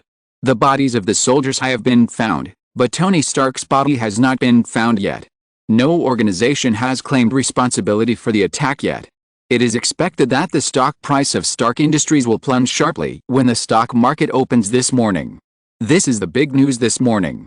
Whether it is ABC, BBC, Xinhua, or any other media, the front page headlines of all news social media this morning are this news. Tony Stark, the world's top billionaire and the boss of Stark Industries, was attacked while demonstrating the latest Jericho missile to the U.S. military in Afghanistan. His whereabouts are currently unknown and it is difficult to tell whether he is alive or dead. Li Ji is eating breakfast while watching the news. 2 days have passed since the previous warehouse battle, and today is the first day of school in September. The 2 months of summer vacation were simply thrilling for him. All the excitement in the previous life and this life combined is not as much as these 2 months. Looking at the news about Tony Stark, Li Ji's heart was calm, and he even wanted to laugh. I told you to complain that my name sounds like the Texas Chainsaw Massacre, and I told you to complain that the Turkish steamed burgers I made are not delicious. Look, you are getting retribution. Li Ji complained madly with malice in his heart. Because he knew that Tony would be safe and sound after being kidnapped this time, and he would also transform into Iron Man because of this experience, so Li Ji was not worried about Tony's safety at all. Now he is using the computer to check the stock price fluctuations of Stark Industries in a week. Now the stock price of Stark Industries is $120 per share. It is expected that it will plummet after the opening, and if I remember correctly, Tony should have been kidnapped for about a week, and then returned to the country to announce the closure of Stark Group's weapons department. This is the rhythm of dragging the stock into the abyss, but in the end, because the arc reactor created a new energy source as a support for the enterprise, the stock price was pulled back. If not now to make a fortune, when else can I make money? This is the only time that Li Ji, as a time traveler, knows to make a fortune. The 2 months of working on the fast food truck helped Li Ji earn in nearly $60,000, minus the more than $8,000 spent on buying equipment for the Nightwalker base. Li Ji now has $52,000 left. Li Ji said hello to his mother, Garth, and asked her to help open a trading account at the bank. Li Ji is going to invest in Stark stock to make a fortune. The sun was shining brightly on the first day of school, and I guess those annoying vampires would not come out. Li Ji, bathing in the sun, was in a very good mood. Of course, some people are in a good mood, and some are in a bad mood. In the building of the new upstart real estate group in New Jersey, the young and handsome President Deacon Fiss was in a very bad mood. All the people we sent died, and all the food we traded was taken away. A sturdy white man with a traditional Scottish beard stood in front of Deacon. The news the man brought to Deacon was very bad, which disrupted all of Deacon Fiss's previous plans. Deacon had a blank expression on his face, but he clenched his lips. You can see that he also had a mouthful of vampire fangs in his mouth. We have promised our subjects that we will provide enough fresh food for the vampire festival. The cold plasma in the blood bank has made us sick for decades. Deacon's handsome face looked very gloomy as he said, my subjects are eager for fresh blood with a warm body temperature. And the Elders' Council and the nobles also need beautiful purebred food to offer. The fresh blood that Deacon mentioned is the most beautiful feast for vampires. The white man standing in front of Deacon couldn't help swallowing his saliva. Deacon, I'm afraid we can't gather so much food in such a short time now. A young woman who was originally sitting on the sofa said. It's not decades ago now. The government's control over the population has been much stricter. The disappearance of a large number of people will definitely arouse their vigilance. Unless we want to go to war with humans. There was a warning in the woman's tone. What a ridiculous truce. Since when did a lion need the zebra's approval to kill a zebra? The white man said with disdain. Hey, Quinn, don't talk to our beautiful pureblood, Miss Laura like that. Deacon seemed to be very graceful and stopped the white man's further provocation, but his tone was full of playfulness. Deacon, there's no need to be so hypocritical. You are just a vampire who changed careers, and I was born a vampire. The blonde and blue-eyed Miss Laura looked very arrogant. The truce is an agreement reached between the elders and human society. No matter what your opinion is, you must follow the decision of the elders. This is also the purpose of the elders sending me here. Purpose? Ha ha ha. Deacon seemed to have heard something funny and started laughing. Those old guys who can't walk anymore? Don't forget who is providing them with fresh blood. Not the cold blood plasma. Deacon suddenly fell in front of Laura, and Laura was shocked. It seemed that if Laura said something that made him unhappy, Deacon would bite her white and delicate neck fiercely. Deacon, you have to understand that the Empire is not something you can decide on your own. Laura seemed to be really afraid of Deacon. After saying this polite remark, she hurriedly left the room and didn't dare to look at Deacon again. Bah! Ignorant and stupid pureblood. Deacon cursed after seeing Laura leave the room. Humans and vampires are natural enemies. If we can't completely control humans, one day we will be destroyed by humans.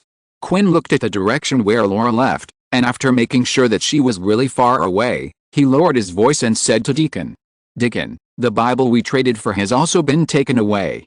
Deacon's facial muscles couldn't help but tremble twice. This was the most important part of his plan. Contact all the people and get the Bible back. Deacon was determined to get the parchment scroll. What about the carnival on September 21st? We have promised our subordinates that we will give them enough fresh blood. If we can't fulfill the oath, it will be a great blow to our prestige. Quinn seemed to be worried about this matter. There are less than 20 days left. Contact the 10 Rings gang and the Freedom Fighters. There is not enough food in the United States. Let them get it from Afghanistan and Iraq and ship it to the United States as soon as possible. Deacon made his decision. I'm afraid there won't be enough time. If it is shipped by sea, it will take more than 20 days to arrive here from the Middle East. The carnival time may have passed. Quinn kept reminding Deacon that their time was very limited. Then let the subjects go to the carnival. No one has had a real festival for decades. Deacon's face revealed a hint of madness. But what about human society? Let those old guys deal with human society. Maybe chaos is what we need most now. Humans are progressing too fast. One day, humans will massacre vampires. Since there will be a war, let's start and give them a fatal blow before humans are ready. If you like this book, please collect and recommend it. Your support is the author's greatest motivation. If you're listening to this novel on a channel other than Fanfic World, it means they downloaded and uploaded it without effort. We cordially invite you to visit our channel, Mundo Fanfic Novelis. There you'll find the original version of this story, and you can explore many other novels of various genres. We're waiting for you to immerse yourself in a world of incredible novels. Chapter 62, Prepare for a Rainy Day. Hurry up, take out your money. And your cell phone. A scene that happens every day on the streets of New York is being played out in a parking lot. Two hooligans who look like good guys are robbing two people who look like middle school students, who are about 15 years old. One has messy blonde hair and glasses, and the other looks a little chubby. The two look like they are easy to bully. The chubby boy is holding a plastic bag with the words Marvel Comics Bookstore printed on it. It looks like he just bought some comics. Hurry up, hooligans. A black hooligan took out a knife and said viciously to the two. The boy with glasses handed over all his change, a total of $20, and an old Nokia cell phone without saying a word. The chubby boy only took out $15, and he didn't have a cell phone. It seems that the two hooligans are not very satisfied with their gains this time. Bring the bag here too. Another white hooligan pointed to the plastic bag in the boy's hand. There are only comics in it. The boy said timidly, looking reluctant to hand over the newly bought comics. Stop talking nonsense. Bring it here. The thugs rushed forward to snatch the bag without saying anything. Hey, can you guys be more promising? Do the thugs nowadays even want to rob junior high school students? A teasing voice came from behind the two thugs. Don't mind your own business. The black thug turned around to see who was meddling in other people's business, but before he finished speaking, he saw a guy in red and blue tights. It's Spider-Man. David. Look. It's Spider-Man. The chubby boy pulled the glasses man next to him and said excitedly. I saw it, Todd. Don't pull my clothes. Because his companion pulled too hard, the glasses man David's clothes were pulled crooked. That's right, I'm everyone's good neighbor, Spider-Man. Peter Parker saluted in a funny way. Bullshit, Spider-Man. I don't believe those weird legends on the internet. The white thug didn't believe that there was really a hero like Spider-Man in this world. After saying that, he took his knife and prepared to hit Peter Parker. Oh. My friend, your behavior is very unfriendly, you know. Peter easily dodged the gangster's knife and directly sprayed two spider silks to tie up the two gangsters. I think these things are yours, right? Peter returned the things that were robbed by the two people to the two. Can you do me a favor and call the police to arrest these two gangsters? Peter said when he returned the phone to the glasses man David. Of course, I'm honored, Spider-Man. It seems that David is also a fan of Spider-Man. Spider-Man has been known by some people through the live broadcast of the last battle with the Lizard Warrior, and Peter likes to do good things.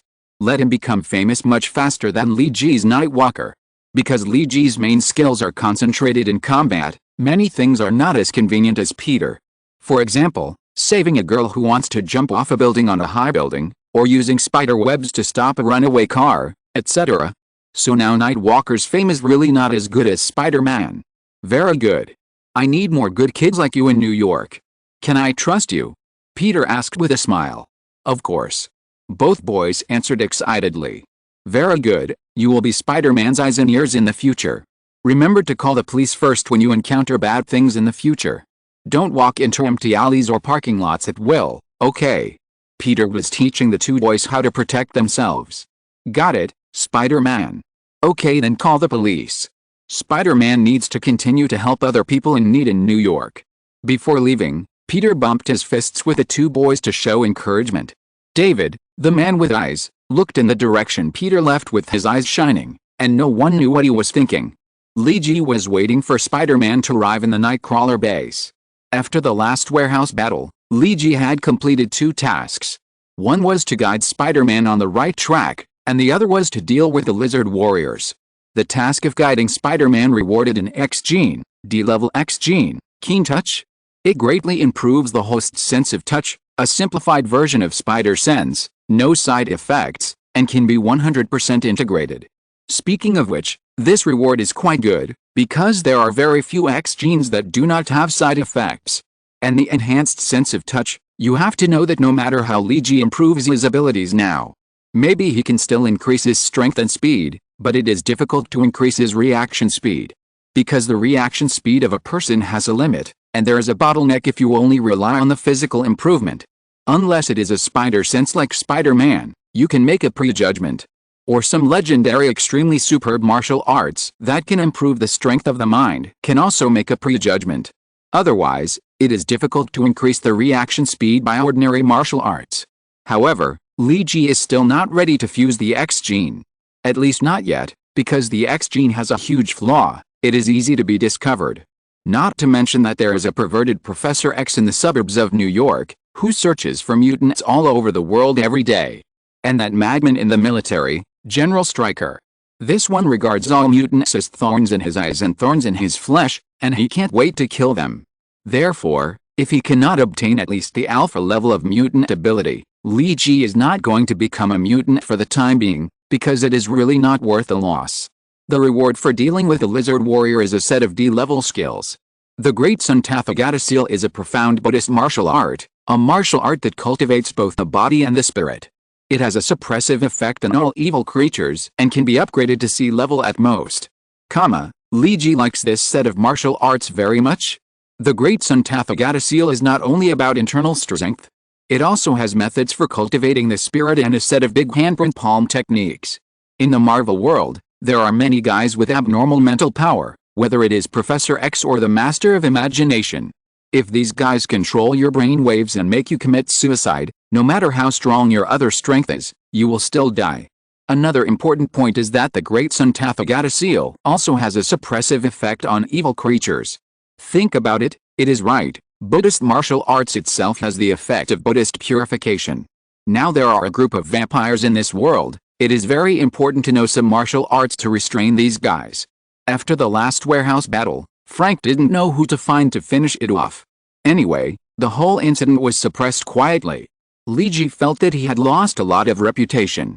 He didn't earn much reputation and lost a lot of reputation.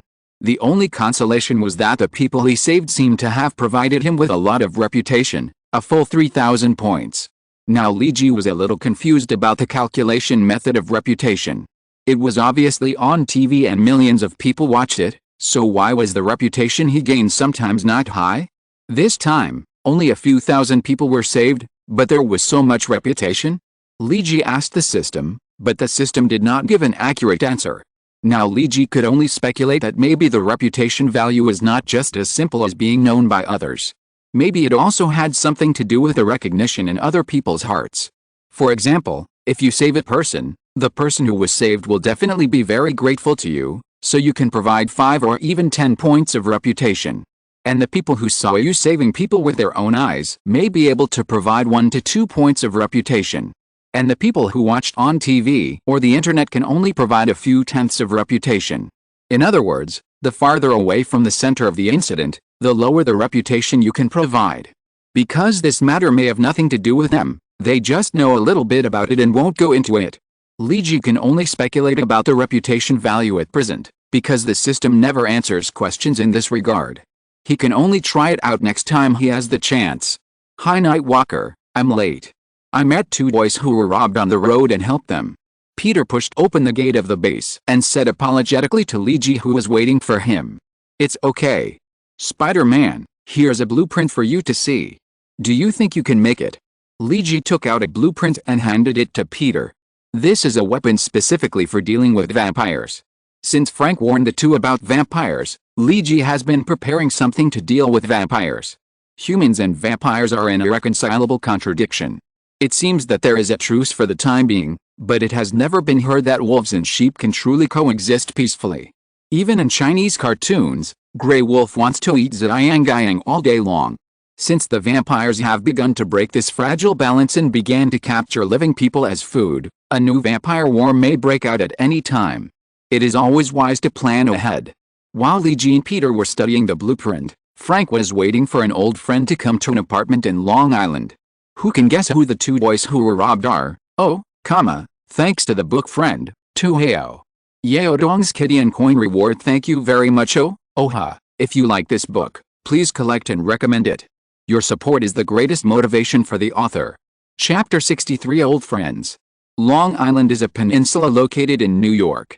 This place has beautiful scenery and quiet environment. It is the place where many middle-class and wealthy people in New York choose to settle down. It is also the place with the best security in New York. Green Forest Apartment is an apartment brand under the international chain of 5-star hotels, Four Seasons Hotel Group. The rich class of New York City live in this apartment. From the outside, the 1305 suite of this apartment looks no different. But even the hotel manager doesn't know how famous the owner of this house is. Nick Fury, the director of SYNOPSIS, is the owner of this house. In addition to Nick Fury himself, the only person who knows this news is the Punisher Frank Custer.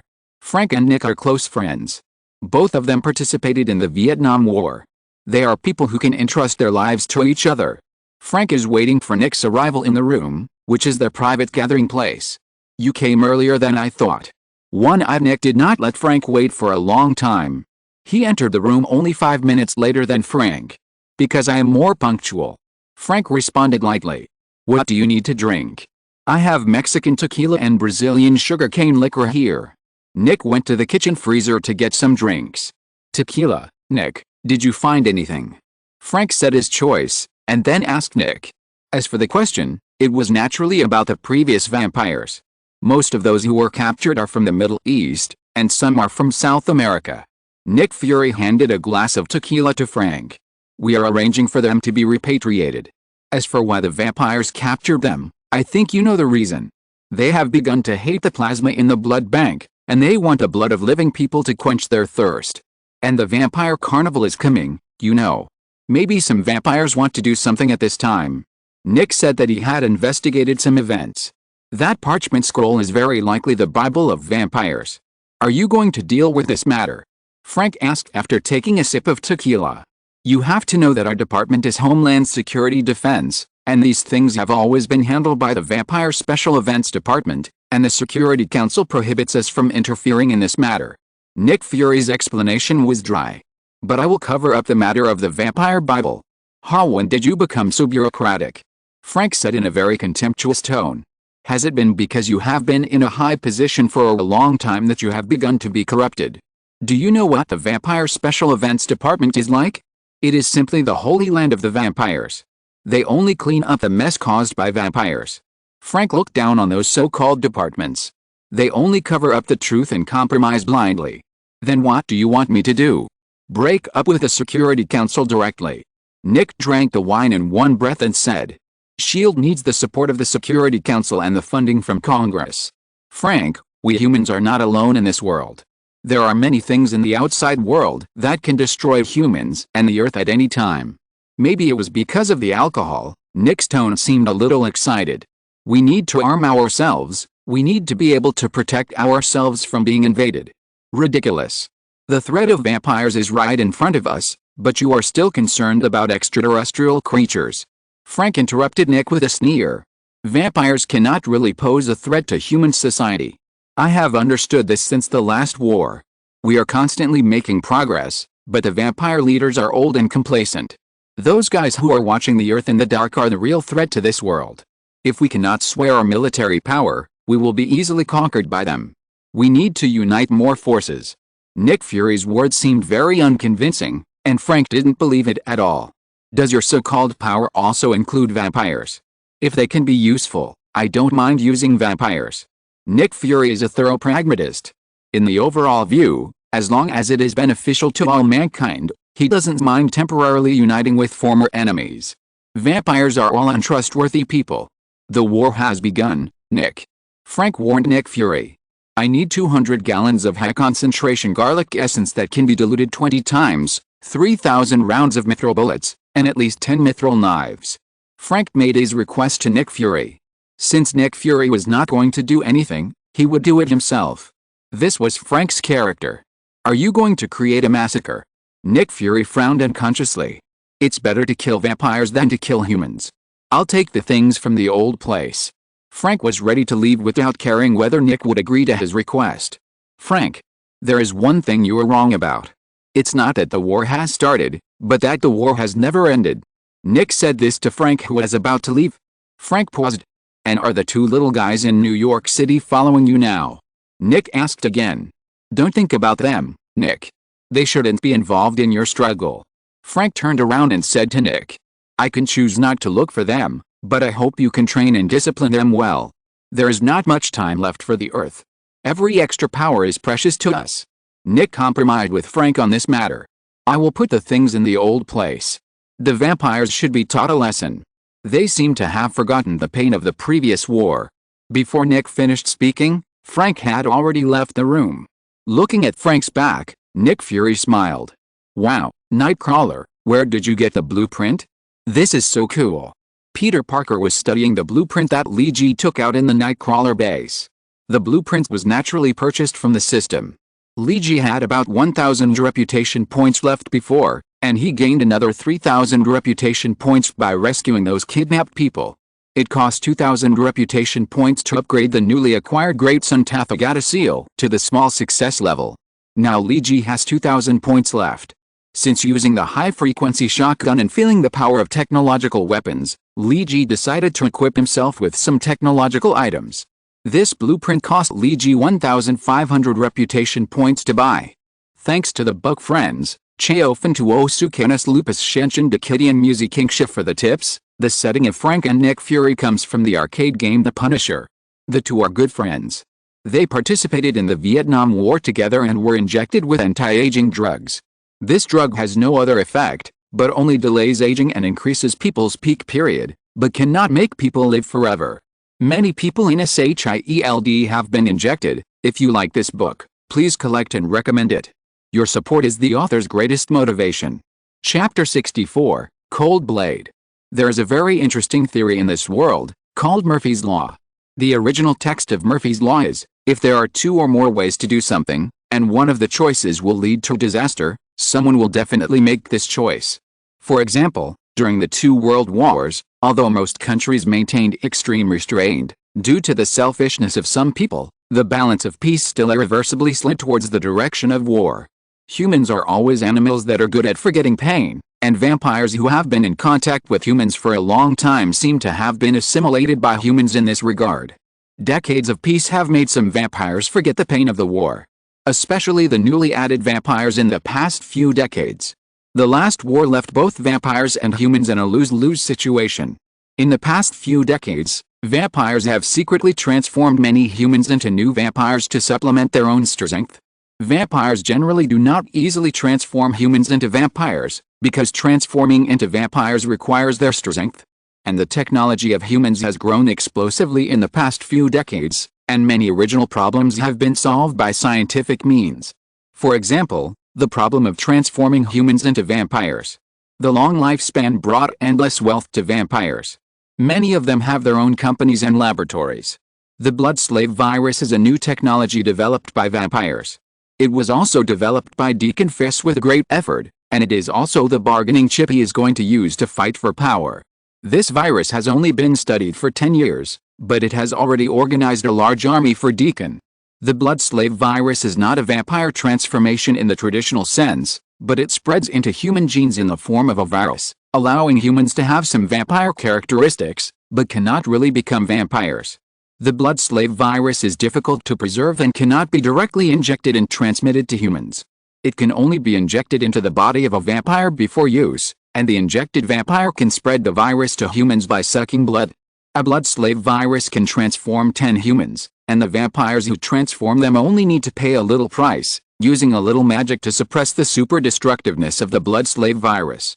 Humans controlled by the blood slave virus will be as bloodthirsty as vampires, but their lives cannot be as long as vampires, and their abilities will grow at a lower rate. But this is not important, because what Deacon needs to do is not to turn all humans into vampires, because vampires still need humans to provide food. What he expects is that vampires completely enslave the human world. The blood slave virus has raised an army of nearly 10,000 people for him in 10 years. These blood slaves are distributed in major cities around the world, just waiting for his order to start attacking humans. The food in the warehouse of the Stanich family was originally prepared by Deacon for a carnival for all his men in the United States. If there must be wine and feasts at the human carnival, the best reward for vampires is fresh blood. But the news that the food was not intercepted this time was spread by someone, and the blood slaves in the United States rioted. They are eager for blood, even more than vampires, because they do not have as strong magic as vampires, and blood is the best way to replenish their strength. Some vampires and blood slaves began to do irrational things. As Murphy's Law said at the beginning, as long as things have the possibility of going in a bad direction, they will definitely go in the worst direction. Buffalo is the second largest city in New York State, with a population second only to New York City. Night is the time when vampires like to go out to hunt for food. Although they have signed a ceasefire agreement with a human government on the surface, vampires still cannot resist their inner desire for blood. An Aston Martin sports car whizzed through the streets under the night. The driver was a handsome white man, with smooth skin and golden hair, making him look very likable. "Roger, where are you going to take us?" Sitting in the passenger seat was a beautiful girl, whose wheat-colored skin made her look very healthy. In the back seat were two of her companions. The three girls met this white man named Roger at the door of the theater. He was elegant, handsome, and young and rich. These three characteristics attracted the girls' attention. At Roger's request, the three girls were invited to his sports car to attend a party he mentioned. "See, it's that villa. My buddy and I are preparing to hold a big party. I bet I can bring 3 of the most beautiful girls in the audience." The sports car drove away from the center of the city and came to the outskirts of Buffalo. There's a detached villa that looks very luxurious. Roger's destination was this villa. Cool, so cool. The wheat-colored girl was stunned by the scene inside the villa as soon as she entered the party. There were many people swimming in the huge swimming pool. A professional DJ was playing on the stage, and many young people were swaying to the rhythm of the music below. The spectacular champagne tower was stacked in the hall in the center of the villa for everyone to use. "Roger, you are finally here." A handsome-looking man came over and hugged Roger. "Look, I bet that I could bring 3 beauties, and look, I did it," Roger said proudly. The man looked at the 3 girls and smiled slightly. "Since you are back, then everyone is here, and I can declare the carnival to begin." The wheat-colored girl and her 2 companions were mixing into the dance floor and preparing to dance with the people around them. The rhythmic music made people sway their bodies. Suddenly the music stopped, and the handsome boy who had just met appeared on the stage. He held the microphone and said, "Ladies and gentlemen, I now declare the carnival officially started." As his voice fell, the people around him seemed to be excited and began to cheer wildly. The 3 girls also cheered a few times with the crowd, but soon they found something wrong. The people who were dancing had quieted down and stared at the 3 of them with a scary look. They had only seen this kind of look on TV, which was the look of a predator before killing its prey. This made the 3 girls feel very bad, and they were not the only ones present. In the swimming pool and the bar area, Several people were surrounded by a group of people and looked at with malicious eyes. I don't know who made the first howl, and then this strange cry was shouted one after another in the villa. Roger, who looked handsome at first, was showing his sharp fangs and looking at the three girls he brought with him with a cruel look. The girls shuddered, and now they knew they might be in trouble. Roger opened his big mouth, showing his sharp teeth, and then rushed towards the three girls frantically. The blood of beautiful women always makes people eager to move. Seeing Roger rushing towards them, the three girls screamed in fear. Bang! The expected attack did not fall on the three girls. Instead, a loud gunshot broke the calm at the scene. Along with the gunshot came a dense shotgun attack, and the silver-white bullets directly tore a large gap in Roger's body. Without any ability to resist, Roger's whole body glowed red and then turned into ash. I'm sorry, I think your carnival is over. A cold voice, a cold warrior, holding a Remington M870 shotgun, with a mithril long knife on his back. He wore a black windbreaker on the outside, and a combat uniform and a sturdy bulletproof vest inside. There were other weapons hanging on the combat uniform. The arrival of this black warrior instantly made everyone present quiet down. Daywalker. Blade. Someone shouted his name, with fear and panic in his voice. The black man named Blade raised a sneer of disdain and used his shotgun to inform all the vampires and blood slaves present that their natural enemy has come. If you like this book, please recommend it to your collection. Your support is the author's greatest motivation. Chapter 65, Night Massacre. Daywalker Blade, a legendary figure who is half human and half vampire. He has the power of a vampire but not the weakness of a vampire. He is strong, has terrible healing ability, and is not afraid of sunlight and mithril. His mother was bitten by a vampire before giving birth.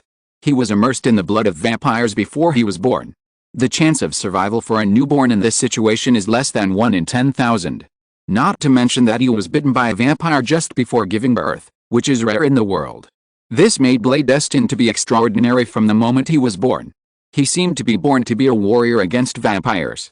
Wherever there are vampires, there's him. The meaning of his life is to destroy all vampires in the world. Eating, sleeping, and killing vampires are Blade's daily routine.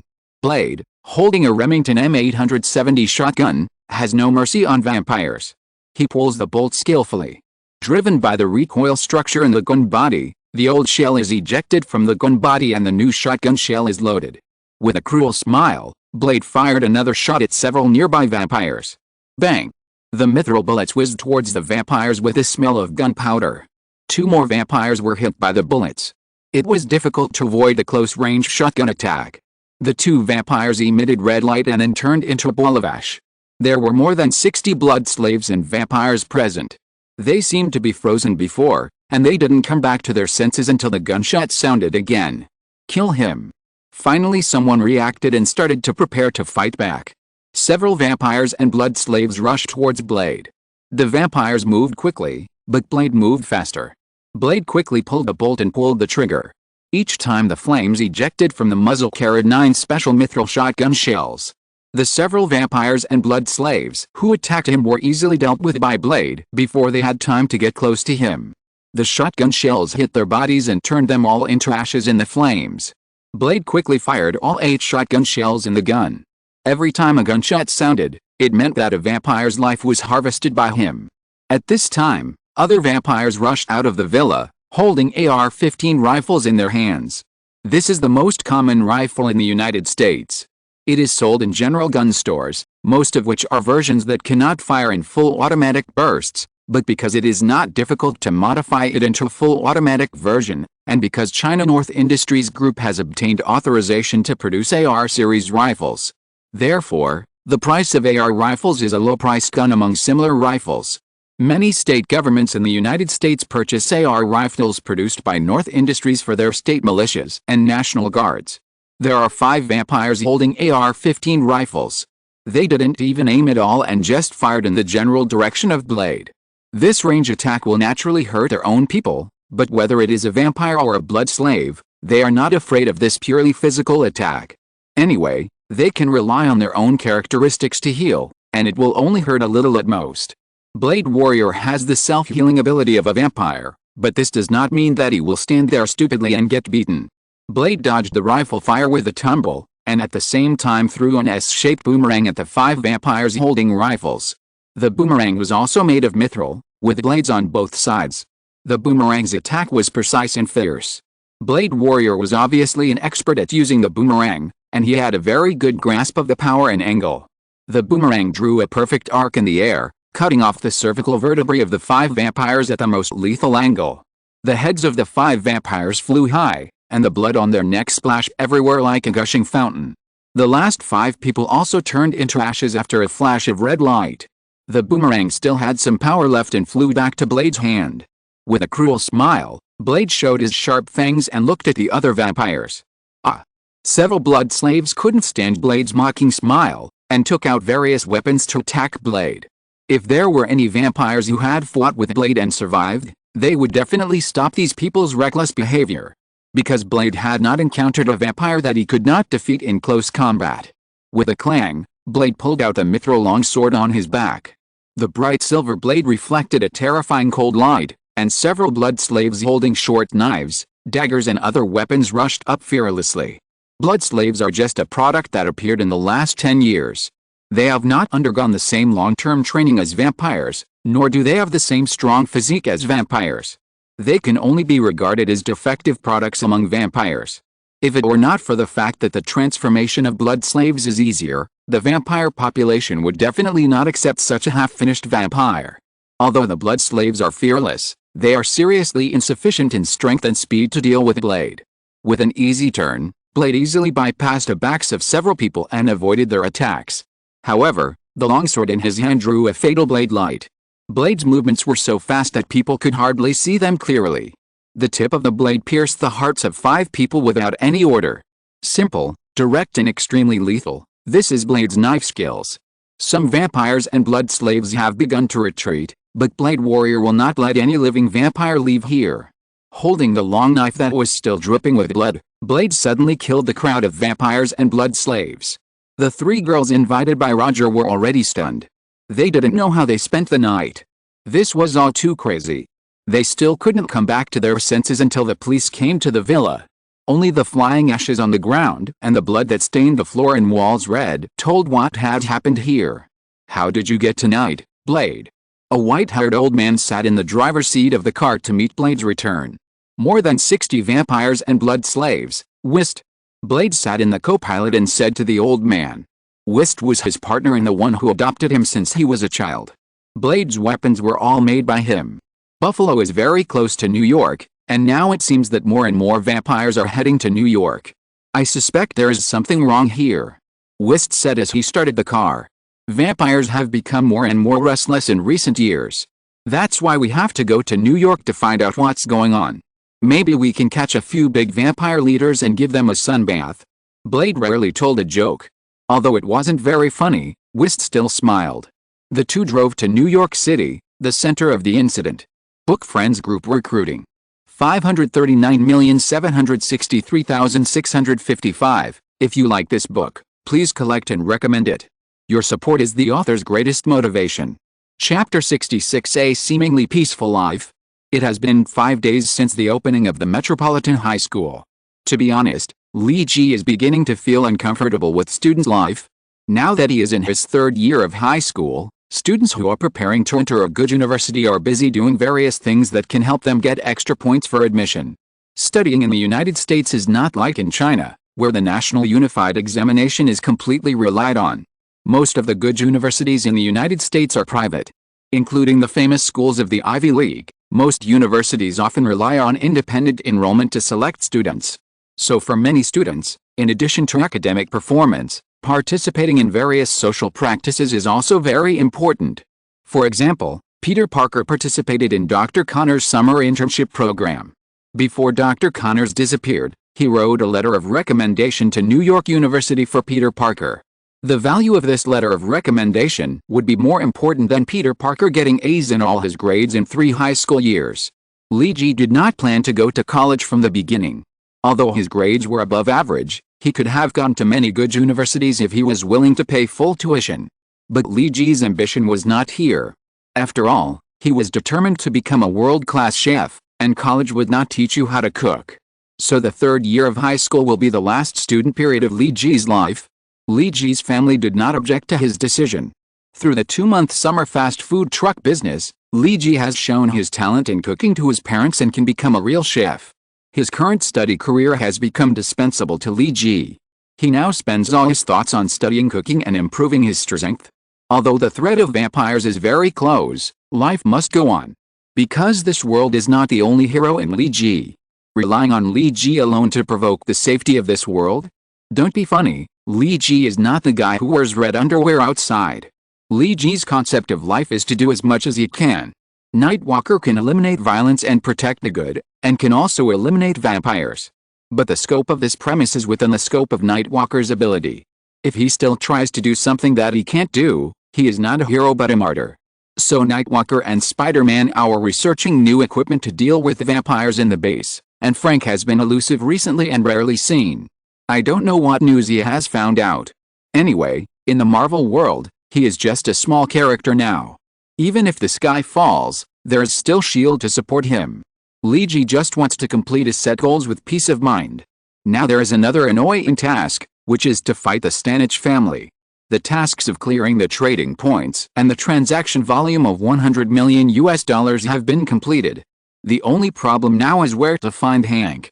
Li Ji was going to ask Frank, but he didn't see him in the past few days. He had to put it aside for the time being and study the equipment with Peter in the base. Then he will be a quiet student party and go to school during the day. Jason Peter, how about going to Central Park for a barbecue on Sunday? During the break, Harry invited Peter and Li Ji to go out together on the weekend. Of course, okay. But can you drive out a big RV in your house? I don't want to take the grill to Central Park by myself. Li Ji felt that the 2 months of fighting had made him too nervous, and now he needs a proper rest occasionally. Harry, I see that you have not been absent recently. Is your father's illness cured? Peter asked Harry's father, Norman Osborn, with a little concern. Oh yes. Completely recovered.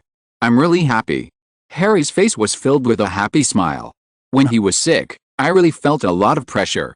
The burden of the Osborn group was on me, but I was not ready.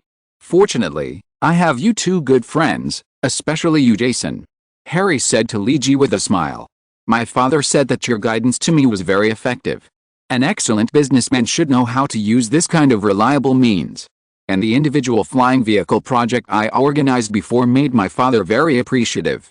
The investment level of this project has been upgraded. The US government and the European Union are very interested. Harry said with a proud tone. Oh, if you really want to thank me, prepare some high-quality goods for the barbecue party on Sunday. The fresh Australian wagyu is good. Li Ji was ready to make Harry bleed a lot. M12 grade is very good. I can't buy this grade of Australian beef in ordinary butcher shops. You can get some for us to try. The big prawns from Vietnam and the fangly fish from the coast of Southeast Asia are also very good. If you can, get some to try. As he spoke, Li Ji felt that he wanted to drool a little.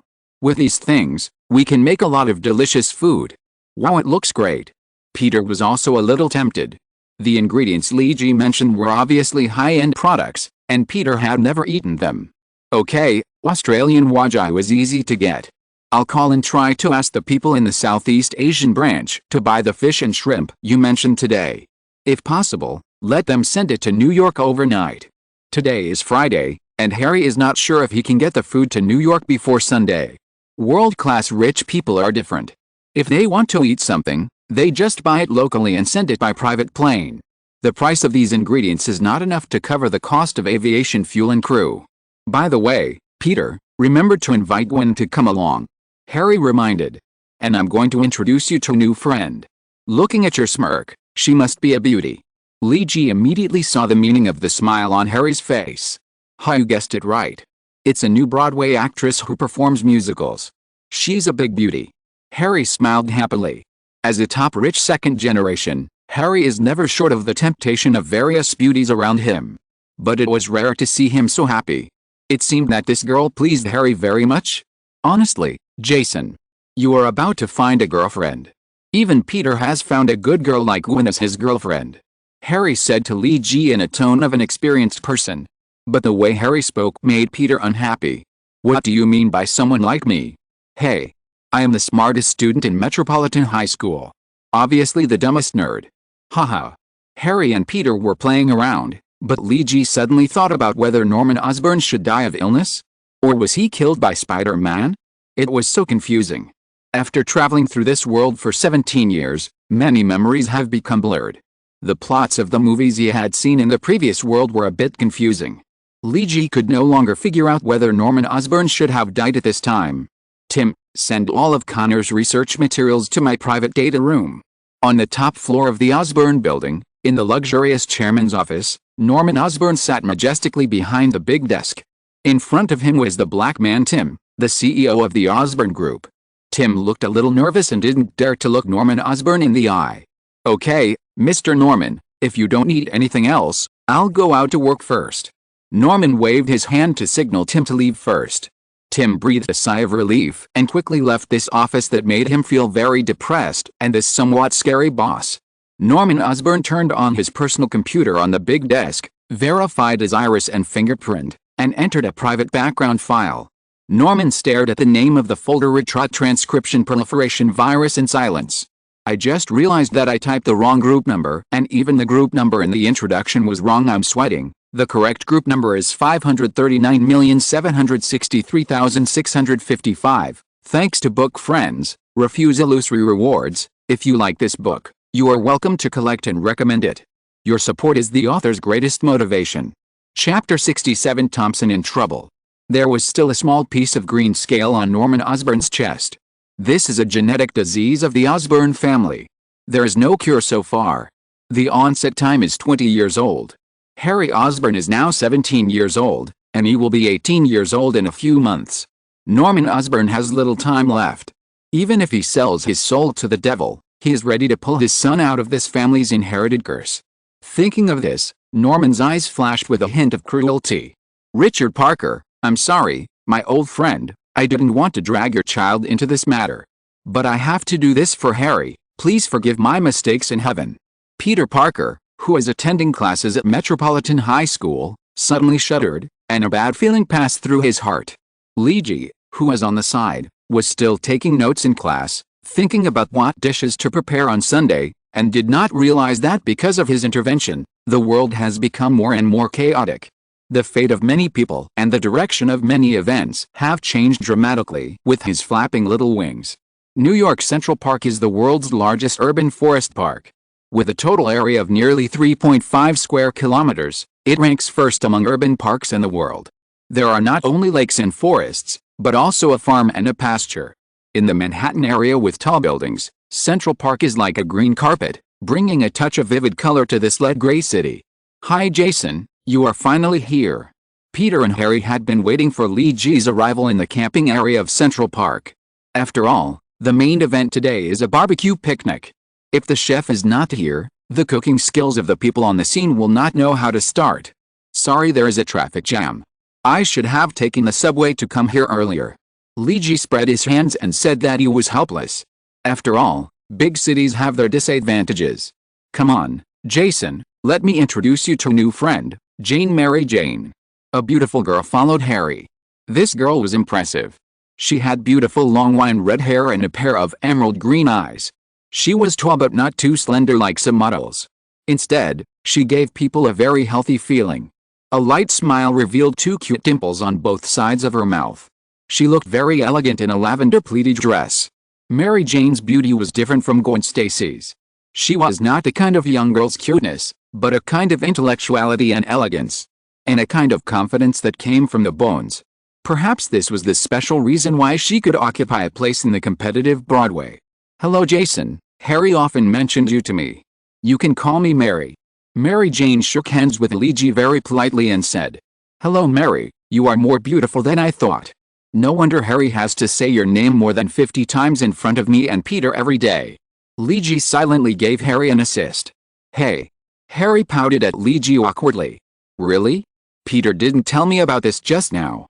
Mary looked at Harry, who was a little embarrassed and a little shy, and a faint smile appeared at the corner of her mouth. That's because Peter is more introverted and doesn't like to talk much? Luigi's lie was quite outrageous. Poof. Gwen, who was drinking water, choked and sprayed the water out of her mouth. This made the beautiful Gwen look like a clown. The talkative Peter was not talkative. Gwen and Harry both held back their laughter and did not laugh out loud. Even Peter himself held back his laughter, which made his expression look particularly tangled. Really? I really didn't realize that you were an introvert, Peter. Mary raised her eyebrows and turned to Peter and said. When they were chatting just now, Peter was a big chatterbox who liked to tell jokes and stories. No matter how you look at it, he has nothing to do with the word not talkative. Okay, our chef, please start cooking quickly. It's 11 o'clock, we don't want to wait for dinner with an empty stomach. Gwen interrupted this embarrassing topic for Peter, and went directly to Li Ji and pushed Li Ji from behind to let him prepare to cook quickly. Can you give the chef some dignity, brothers? I just got here and I want to cook. Li Ji was pushed by Gwen all the way to the big RV of Harry's house. No, because you're late. Hurry up and cook. Harry and Peter said at the same time. It's really a tacit understanding between good brothers. Well, Li Ji could only silently shed tears and roll to the kitchen of the RV to cook. Harry and Peter were taking their girlfriends outside to bask in the autumn sun and play outdoor games. Li Ji made a rich lunch at noon. The M12 level Australian Wagyu beef was very delicious with just a simple grilling. He mixed 3 sauces, salsa sauce, honey mustard and green pepper sauce, and the simplest pepper garlic salt as seasoning. Fangli fish is a very good fish. It is relatively rare in Southeast Asia and is mostly sold in high-end Cantonese restaurants. The common methods are steaming and oil steaming. Some people confuse fangli with longli, but the price and taste of these two fish are very different. This time, Harry had 2 fresh fangli shipped directly from Southeast Asia. In order to meet the tastes of Europeans and Americans, Li Ji planned to steam fangli fish directly. Generally speaking, good fish are steamed to preserve the freshness. If a large amount of other oils are mixed in, it is easy to lose the flavor. But the fish is strange. A lot of oil does not make the fish taste bad. Instead, it makes the fish meat smoother and firmer. Most people don't know how to cook with oil steaming. This is a skill that only a few chefs can master. It's called steaming, but it's actually low-temperature frying. A true master can use low-temperature frying to make the taste of steaming. How to prevent the ingredients from absorbing too much oil in this situation is a test of a top chef's perfect control of the heat. Li Ji not only used the oil steaming method to make the fish, but also did a quick refrying after taking it out of the pot, making the fish meat soft and tender inside and the skin crispy, creating a double-layer taste. The big prawns were directly split open and half was grilled, and the other half was made into milk yellow shrimp. In addition, Li Ji made a few vegetables, which was considered to be the combination of lunch. Jason, you should open a top restaurant in the best location in Manhattan. Mary Jane, who was eating Li Ji's cooking for the first time, was very excited. In front of the delicious food, Mary temporarily abandoned the elegance of a musical actor. She kept praising Li Ji's food. Yes, Jason, aren't you planning to go to college? After graduation, I can invest. We can open a high-end restaurant on 5th Avenue and only accept reservations for dinner. I believe you will be sought after by all of New York and even the United States. Harry is very optimistic about Li Ji's potential as a chef. Even though the annual rent on 5th Avenue is as high as $1,200 per square foot, Harry is still willing to invest in Li Ji. Thank you, but my grandfather is still counting on me to take over Mr. Li restaurant. Li Ji was flattered by the two people, but he still declined Harry's kindness. After lunch, several people basked in the warm autumn sunshine and sat on the grass to play some strong chess. After playing for an hour, the girls said that the warm sun made them a little sleepy and prepared to go to the RV to rest. Harry said that he wanted to play basketball and asked Peter and Li Ji if they were willing to go. Peter stayed up late these days to make equipment for the night walker and actually wanted to sleep, so he said that he would not go. So only Harry and Li Ji came to the open court in Central Park to play basketball. There are 22 basketball courts in the Central Park, which is the first choice for many people to play basketball on holidays. Of course, it is mainly for Harry to play. Now Li Ji's body coordination is not good enough to abuse Harry, which is simply bullying him. However, as a friend, Li Ji can't do such a tasteless thing, so he can only suppress his ability to play 1v1 with Harry, and he can't let Harry see that he is letting him win. This makes Li Ji very painful. He dare not do the action that can easily steal the ball. Fortunately, Harry is just a normal person. After playing for more than 20 minutes, He said he wanted to take a break, which made Lee Ji relieved. "Jason, look, that's the big fool in our school." Harry and Lee Ji, who were sitting on the sidelines, were watching other people playing in the court. Suddenly, Harry found an acquaintance. Following the direction pointed by Harry, Lee Ji found that it was really an acquaintance, the power forward of the basketball team of Metropolitan Middle School, Eugene Thompson. Thompson used to have conflicts with Lee Ji and Peter, and had a few fights with Lee Ji. Later, after Lee Ji gained a great increase in the power of the system, he was too lazy to pay attention to him. Thompson seemed to be training, but the buddies who usually followed him were not seen today. Thompson might be a bit bad, but he was very hardworking in basketball training. He was not very willing to stop at the top 32 of the National High School League last season. He wanted to make an impact on the national championship in his last year of high school. Lee Ji watched Thompson training hard from a distance, and he had no desire to trouble him. After all, for Lee Ji, Thompson was just an insignificant passerby in his life, especially now that the two of them were from two different worlds. But Lee Ji didn't trouble Thompson, but it didn't mean that others wouldn't trouble Thompson. A group of black people dressed in hip-hop came to the basketball court to watch, as if they were looking for someone.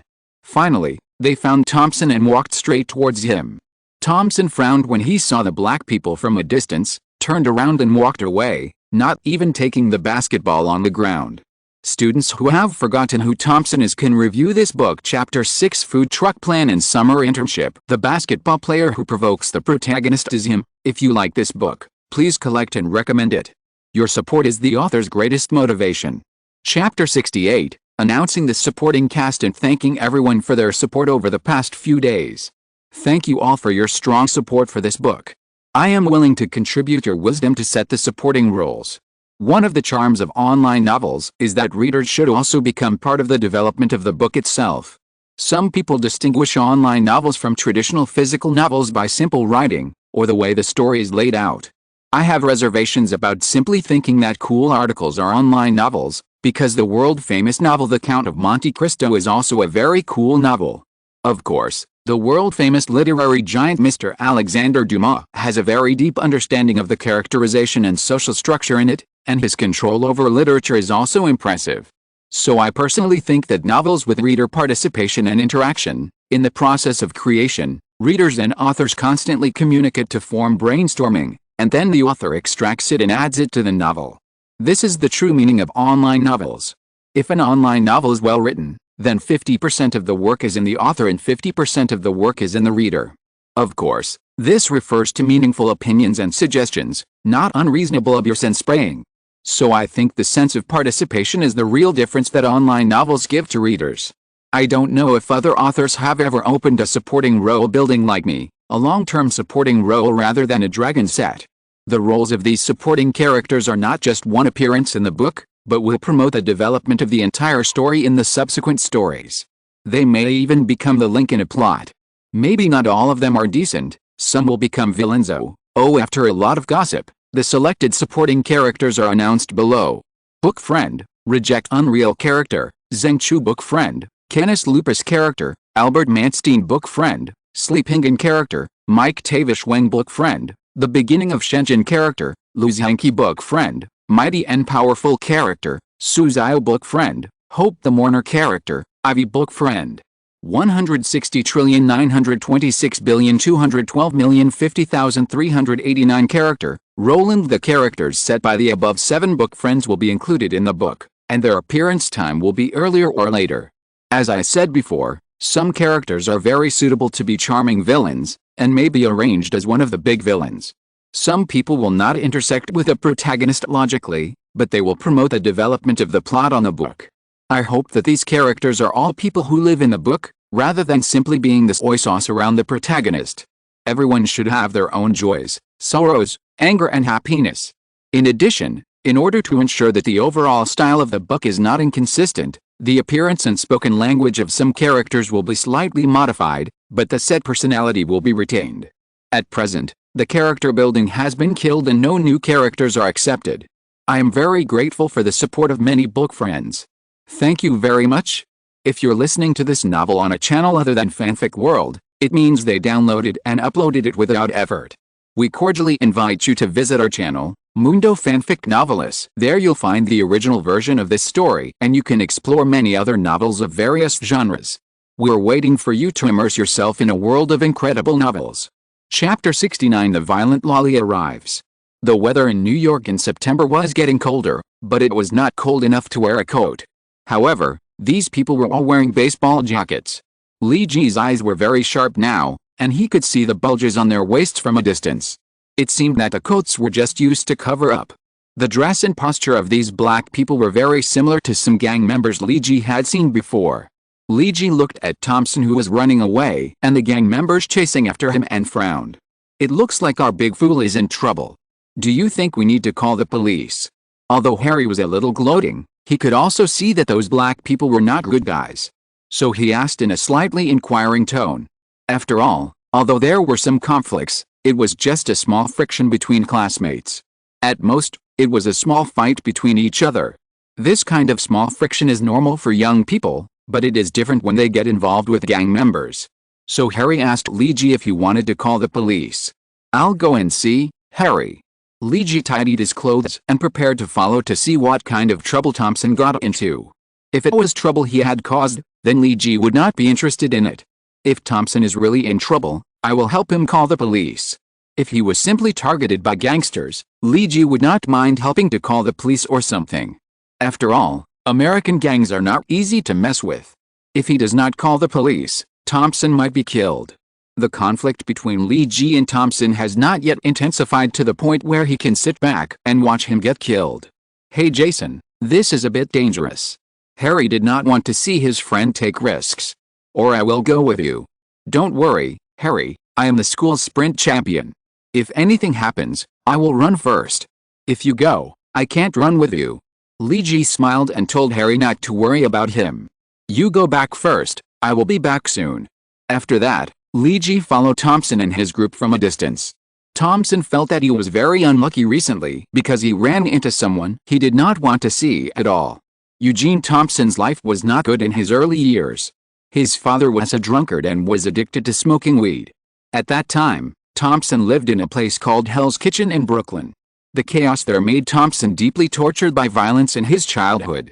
In junior high school, Thompson was forced to join a street gang, because if he didn't do so, he would have difficulty protecting himself in such a chaotic place. Thompson's mother finally couldn't stand her child becoming a useless person like her husband when he grew up. So she resolutely divorced her husband and took Thompson away from that terrible place. When Thompson's mother worked to earn money to support Thompson, she accidentally met her current husband, a retired NBA player. This man is not a star, and the highest honor he has won is only a best sixth man. However, the salaries of NBA players are basically very high, and even the sixth man in the team still got a middle-class contract with an annual salary of $2 million. After retiring, he invested in a golf club with his savings as a player. Thompson's mother worked as a waiter in the club and they met. After that, the two of them got married, and Thompson's life got better. Thompson's basketball talent was also discovered by his stepfather. Now Thompson lives a wealthy life. His stepfather is also good to him. Not only does he pay for his full tuition at Metropolitan High School, but he also takes time to teach him how to practice basketball in his spare time. The relationship between the two is better than that between real father and son. But some things in life cannot be erased, and some stains may last a lifetime. Thompson's stain is controlled by a black man named Rainey. The street gang he was forced to join was Rainey's. As a member of the gang, Thompson needs to help the gang work, and Rainey arranged for Thompson to transport drugs in the school. There are some members of other gangs in the senior students in the school. Rainey needs to conduct drug transactions with some other gangs in the school. Because there are generally no police here to catch them. As long as you're careful not to show your feet, it is easy to complete the transaction. Rainey and other gang leaders conduct cash transactions outside the school, and then let Thompson bring drugs into the school and hand them over to other designated students. After the two parties confirmed, the transaction was completed. This transaction method of separating money from goods is very useful. Even if the police caught Rainey, they could not convict him. Because they could not find the drugs for the transaction at the scene. Thompson helped Rainey transport real drugs, not small-scale drugs. Since leaving Brooklyn, Thompson has tried to forget the unpleasant experiences in the past. After all, New York is so big that it is easy to deliberately avoid some people. But sometimes people will have bad luck.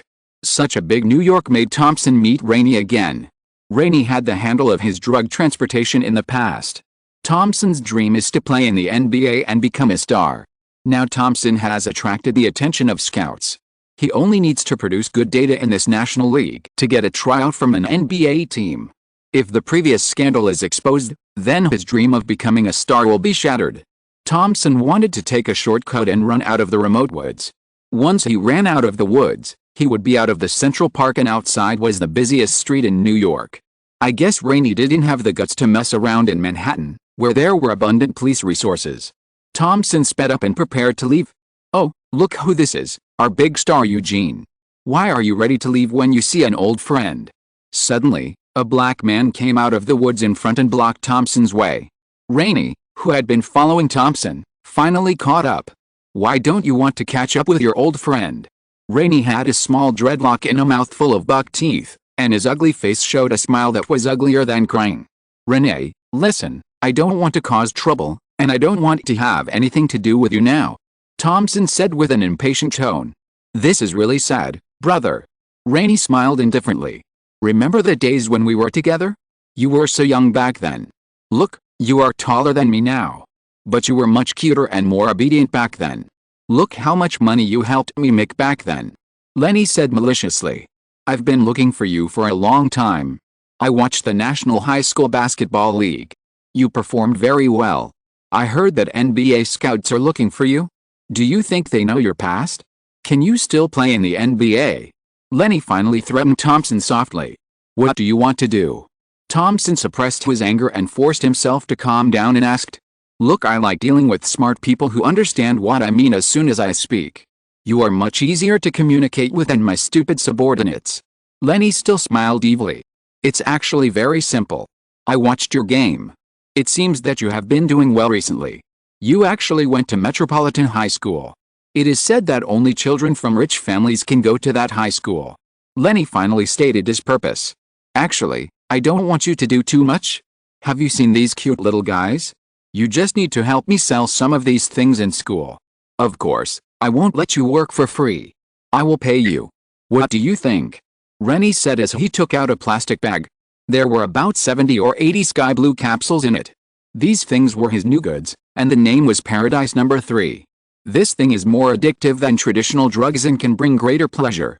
It is also not easy to detect when the addiction occurs, and it has become a popular product on the market recently.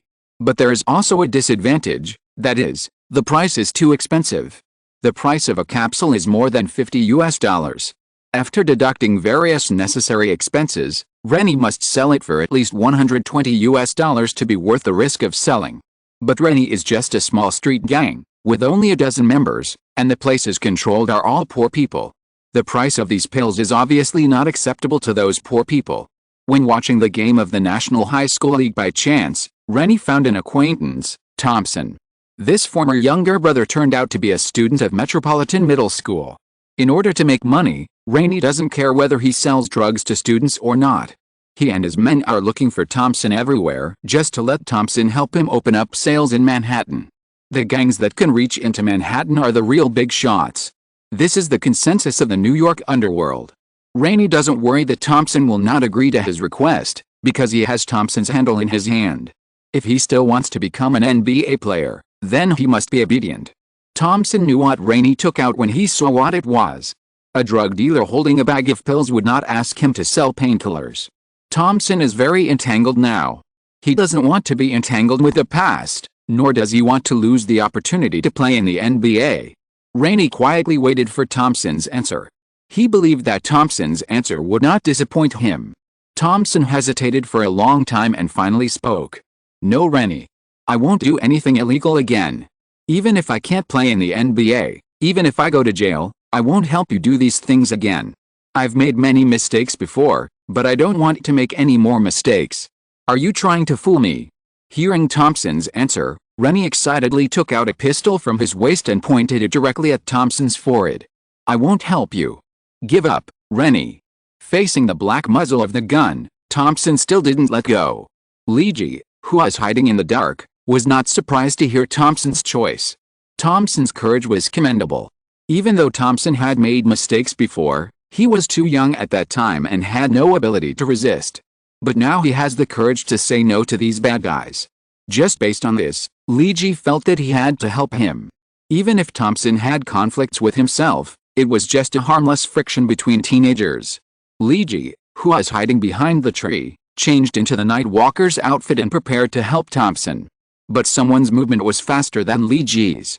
A small purple figure jumped down from a tree. A sharp long knife easily cut off the hand holding the gun with the help of gravity acceleration. Blood gushed out instantly, and everyone present was dumbfounded. Even Leegee in the distance was a little confused. He stared blankly at a little girl in the crowd wearing a purple combat uniform, a cape, a purple wig and a black eye mask. The little girl didn't seem to feel uncomfortable at all about the violent scene she caused. Instead, she had a faint smile on her lips. Thanks to book friends, Sleepingen, the boy who loves reading is not young. Shang Research Society nickname is not a number. The Glorious King for the reward. If you like this book, please collect and recommend it. Your support is the author's greatest motivation. Chapter 70 Nightcrawler and Hit Girl. Gentlemen, I'm sorry to interrupt your reminiscence, but I think you will have plenty of time to reminisce in the future. The little girl said this in her sweet voice while everyone was in a daze. After that, she didn't say any more nonsense. She swung the double-edged sword in her hand with a cold light. The girl's speed and agility were good, but her own strength was not great. She needed to rely on the sharpness of the blade and sufficient gravity acceleration to make the long sword play its due combat power. This long sword was obviously specially made, sharp, strong and light, suitable for girls to use. When the speed of the long sword was accelerated to the limit, the blade turned directly and killed Rennie's chest. Rennie felt that his soul was surging. He had seen many storms in his life, but he had never seen a little girl attacking him and cutting off his hand. This made him react a beat slower, and he had no time to dodge the girl's attack. And his men reacted even slower than him. Everyone watched the long sword slashing towards Rennie without any reaction.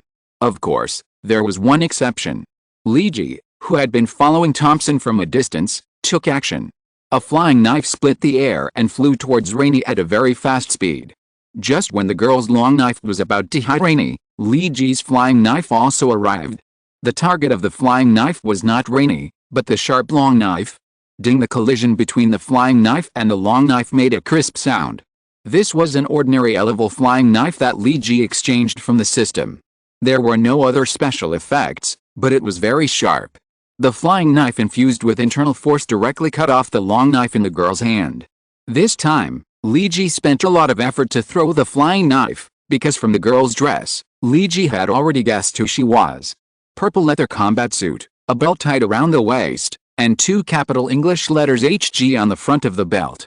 This is the abbreviation of Hit Girl, translated as Super Hit Girl. Leegee didn't know that Hit Girl was actually a character in the Marvel Universe. Speaking of which, this violent Lolita movie left a deep impression on Leegee in his previous life.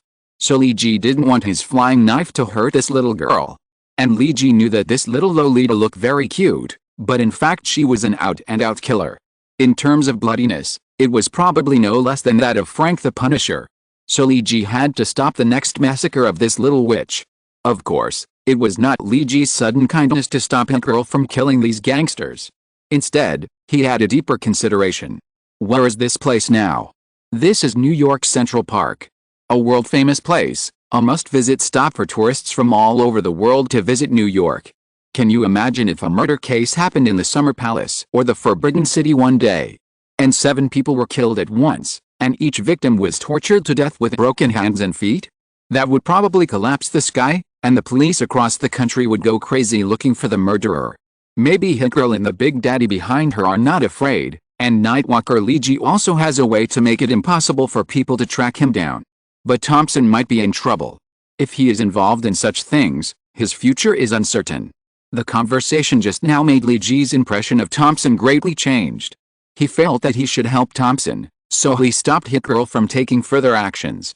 But after all, Hit Girl's long knife was broken by him. Now Hit Girl, who has lost her weapon, is in great danger when facing a group of gangsters with weapons. Although there should be a Big Daddy to support her in the dark, Leegee is not ready to let this little girl take risks.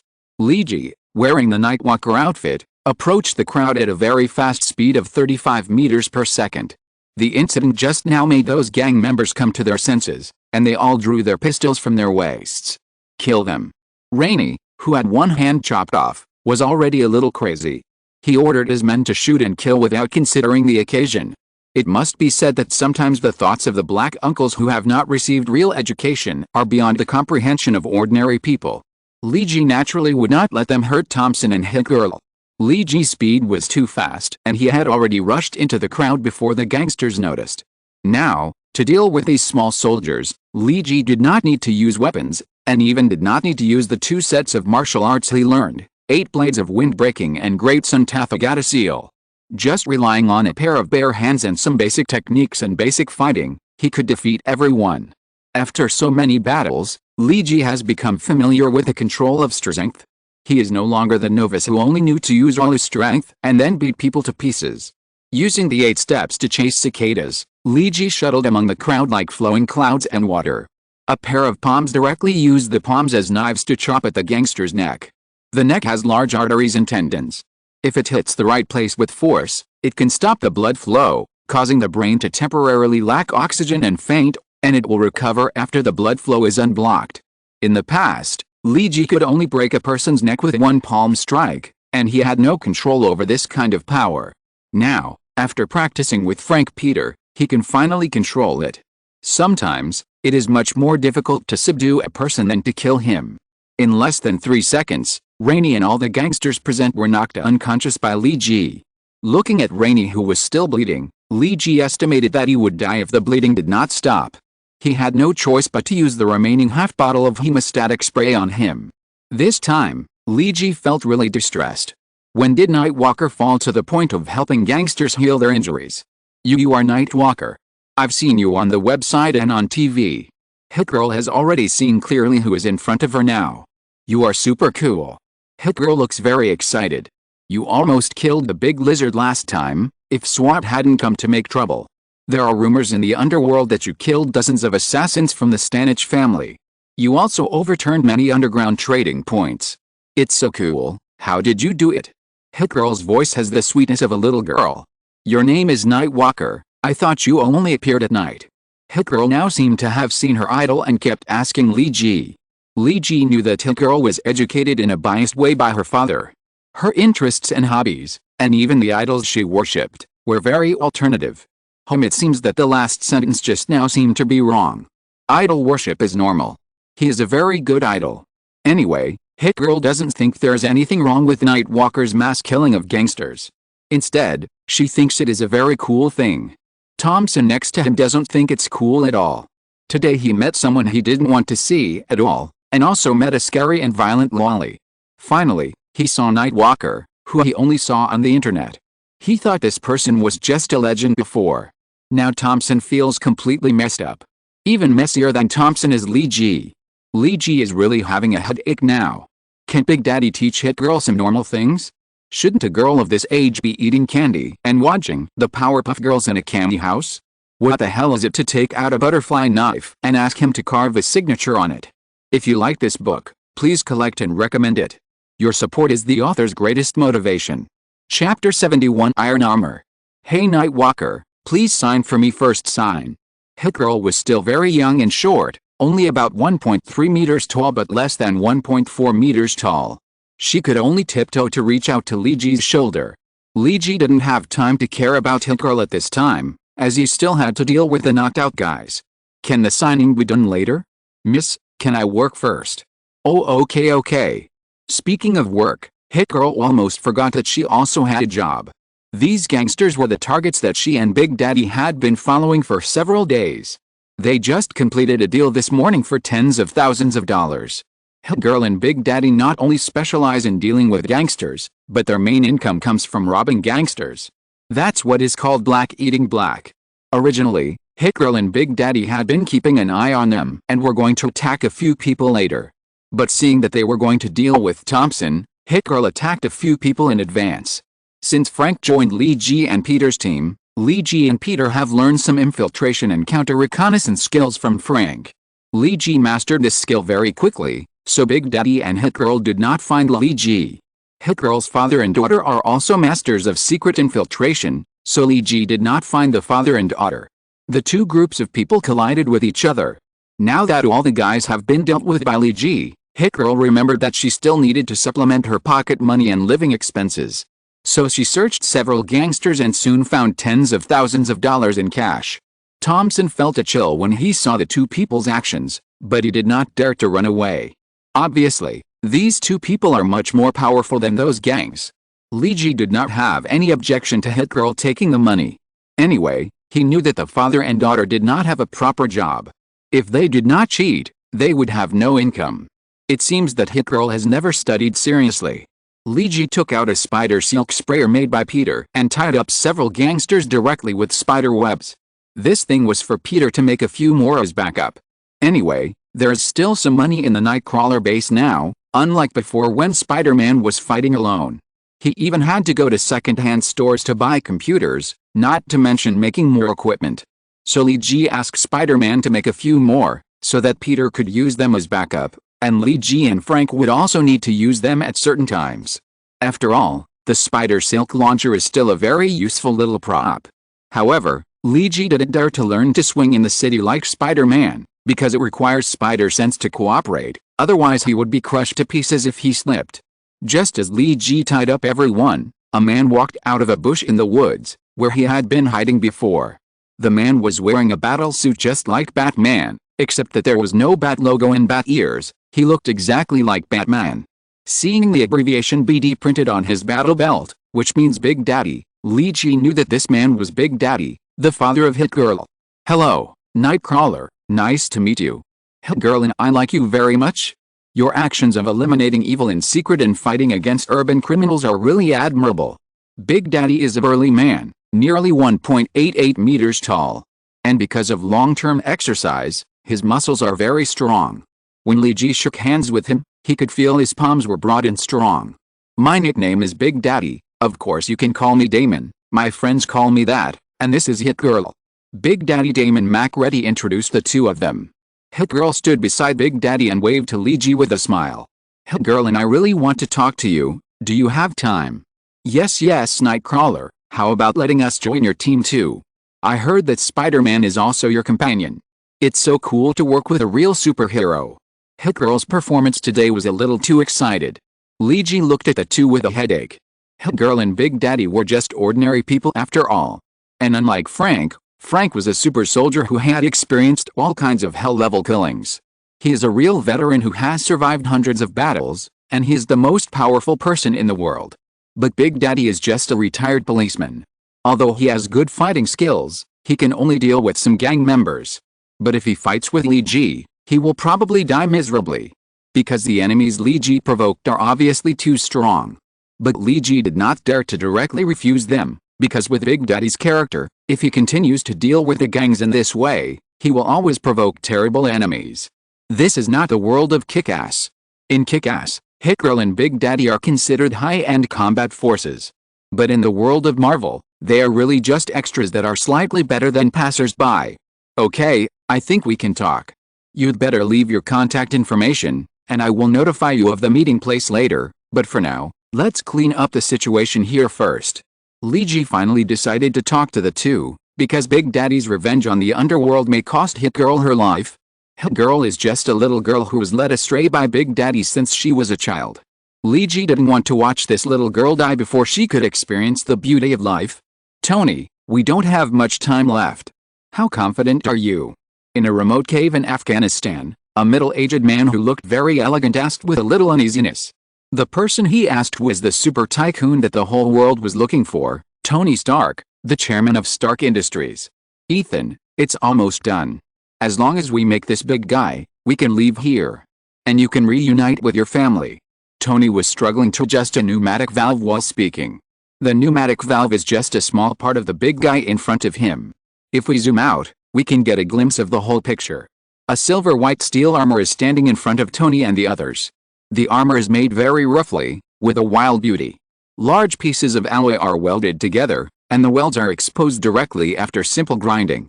The seemingly too large volume does not give people a bloated feeling, but instead reveals a fierce and powerful taste. Tony Stark adjusted the pneumatic valve and stood up to look at his new product. On his chest was a miniature version of the arc reactor to save his life. After more than 20 failed tests this year, Tony finally completed the miniaturization test of the arc reactor under the threat of his life. Tony, have you noticed that there seem to be fewer people in the Ten Rings gang recently?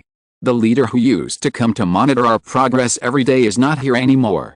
Dr. Ethan was helping Tony debug the braking performance of the armor. This is a good thing, Ethan. Although we don't know why they left, this allows us to be more prepared and have greater confidence to leave. Tony no longer has the shadow of the frivolous playboy. Perhaps he still has these characteristics in his nature, but he has become more calm. This attack made him understand more about his responsibilities to the world as the big boss of an arms company. Tony and Ethan didn't know what the Ten Rings gang was doing. If he knew, Tony would definitely thank Nightwalker Lee G. Because the vampire carnival is approaching, Deacon Firth has to pay a high price to let the Ten Rings and freedom fighters find food in the Middle East in order to replenish the food for the carnival. Only in this chaotic place in the Middle East, a large number of population losses will not arouse the vigilance of human society. For the sake of money, these terrorists don't care what their compatriots are bought by those Americans for.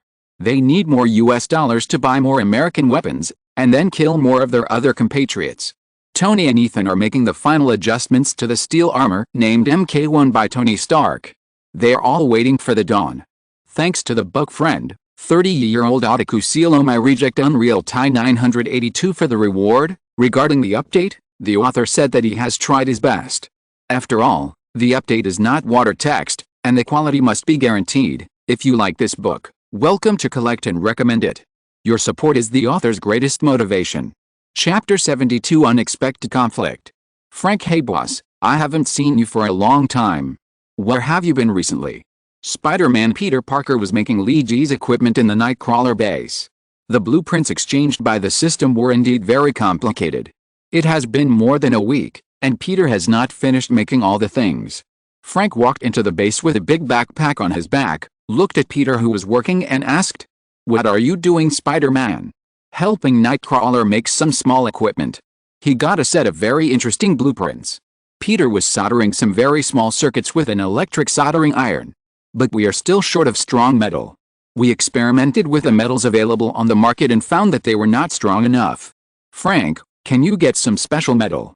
Frank stepped forward and studied the equipment in Peter's hand and said, "Well, it looks interesting. I can find a way to get some titanium alloy back, but the amount will not be too much. But it seems that the alloy part required for this equipment will not be too much. Wow, boss is great." Peter cheered, and then found the big backpack that Frank brought back to the base and asked, "What is that? Is it a midnight snack? If you don't mind having bad breath for a year, you can drink high-concentration garlic essence as a drink." Frank said lightly, "These are the things I prepared to use against vampires." Frank opened his backpack and took out the items one by one. There was a bottle of high-concentration garlic essence of about 4 gallons in the backpack. There were also 50 special grenades as big as eggs. There were also several mithril daggers that Peter had seen before, and some bullets that looked like they were made of mithril were also placed steadily in the bullet box. There were about a few hundred rounds. There were also 3 mithril long knives hanging outside the backpack. September 21st is the Carnival of Vampires. We saved the humans that the vampires used as food at the carnival. Now I think they will definitely come out to cause trouble on that day," Frank said while holding the things in the backpack. "We'd better arm ourselves first.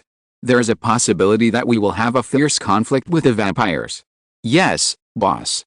Nightwalker thinks so too, so I'm working overtime to make his equipment." Peter also recognized Frank and Lee G's judgment. For such non-human things, one must try to understand their mentality with the most malicious attitude. Nightcrawler said he would bring new friends today. Frank asked after he sat down after putting all the equipment in order. "Oh, I almost forgot. Nightcrawler did say that 2 companions who were also secretly eliminating gangsters wanted to join." Peter was so absorbed in making equipment that he forgot about it. "Frank, let's go to the meeting place first." After saying that, Peter took Frank away from the base. The last incident in Central Park was finally handled by retired police officer Big Daddy Damon, who did not let Thompson get involved. Today is the day when Nightcrawler introduced Big Daddy and Hit Girl to Frank and Peter. Although he thought Hit Girl and the other 2 were decent people after watching the Hero movie, Li Ji was not so stupid as to bring the two to his base directly. Peter brought them because Li Ji was already familiar with him and trusted him completely. Frank joined forces because he had saved Li Ji and they had a common enemy. No matter how much influence Li Ji had on the plot of the movie in his previous life, he would not let Hit Girl and her father enter his base directly, even though they had only met once. This is the most basic vigilance of a person. So the meeting place was chosen to be a temporary stopover of Nightcrawler, where only some emergency medical supplies and a small amount of weapons were hidden. The location is in Brooklyn, at an intersection of the city's pipeline lines. It is a relatively hidden place. When Li Ji brought Hit Girl and Big Daddy here, Peter and Frank had just arrived. "Hi Frank, long time no see." Li Ji took the lead in greeting Frank, who had not seen him for a few days. "Nightcrawler, is this the partner you mentioned?" Frank nodded, which was considered to be a greeting to Li Ji. Looking at the two people standing there, one big and one small, Frank raised his own questions. "Yes, Frank, this is Damon MacReady." Li Ji first introduced Big Daddy Damon. "And this one is Hit Girl Mindy MacReady." Then Li Ji pointed to Hit Girl next to him and introduced her. "These are my other two partners, Spider-Man and Frank." Li Ji also introduced his companions to the father and daughter. "Wow, it's the real Spider-Man. You're so cool. How do you fly around the city? Aren't you scared? You swing around the city with only spider silk?" Hit Girl ran to Spider-Man excitedly and asked him questions, like a star chaser. "But I think you're too kind to the bad guys. Many of them are repeat offenders who never change. I think it's useless to just catch them. In fact, we can just kill them all. That way our society will be much more stable." Huh? Peter didn't care much about Hit Girl because she was just a little girl. Then Hit Girl's warmth towards him satisfied Peter's vanity to a certain extent. But then Hit Girl's remarks that all the bad guys should be killed scared Peter. "Hello, I'm a retired police officer from Damon. I've heard of your name on the street, Frank the Punisher, a figure that all gangsters fear." Big Daddy came up and shook hands with Frank directly. "Nightcrawler, our fight is terrible, not a Boy Scout gathering." Frank shook hands with Damon and looked at Hit Girl, who was only 11 or 12 years old, with complicated eyes. This sentence happened to be heard by Hit Girl, who was pestering Spider-Man. The little girl said without showing any weakness, "I'm not a Boy Scout. I'm Hit Girl who has killed dozens of gang members." "Child, do you understand what you mean? Kill gang members?" Frank suddenly squatted down and talked to Hit Girl at eye level. Just as gentle as he used to talk to his own daughter. "Yes, of course I understand. I will pierce the chest of those scums with a steel knife and let them go to see God." Hit Girl proudly told her glorious story. "Mr. Damon, you and Mindy have the same last name. May I ask what is your relationship?" Frank stood up and asked with his back to Big Daddy. "She is my daughter. She is very brave and never backs down from facing criminals. I am proud of her bravery and I believe we can help." Damon's tone was full of pride for his daughter. "You are a bastard." Frank roared suddenly without any warning. Then he rushed towards Damon like an angry beast. His clenched right fist hit Damon's chin like a pendulum. Damon was hit by Frank without any defense. The whole person flew backwards in the direction of the fist attack. This incident caught everyone at the scene off guard. If you like this book, please collect and recommend it. Your support is the author's greatest motivation. Chapter 73. Team building is much harder than imagined. "Oh. Frank, what are you doing?" Spider-Man was the first to react. He quickly stepped forward and hugged Frank. Although Spider-Man looked thin, he was actually very strong after the mutation. Frank was directly pulled away from Damon. Frank wanted to continue to attack Damon just now. Frank's boxing power was comparable to that of a world heavyweight boxing champion.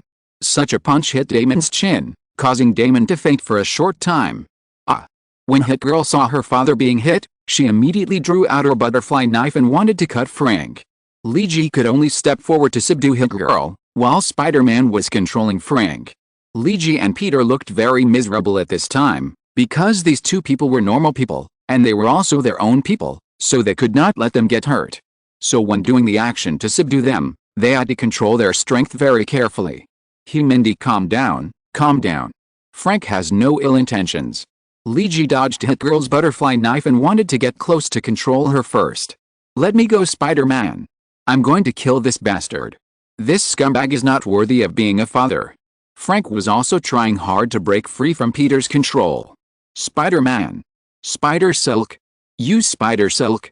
Luigi reminded Peter to tie them up first. Okay, got it. Spider-Man had just forgotten to use his spider silk.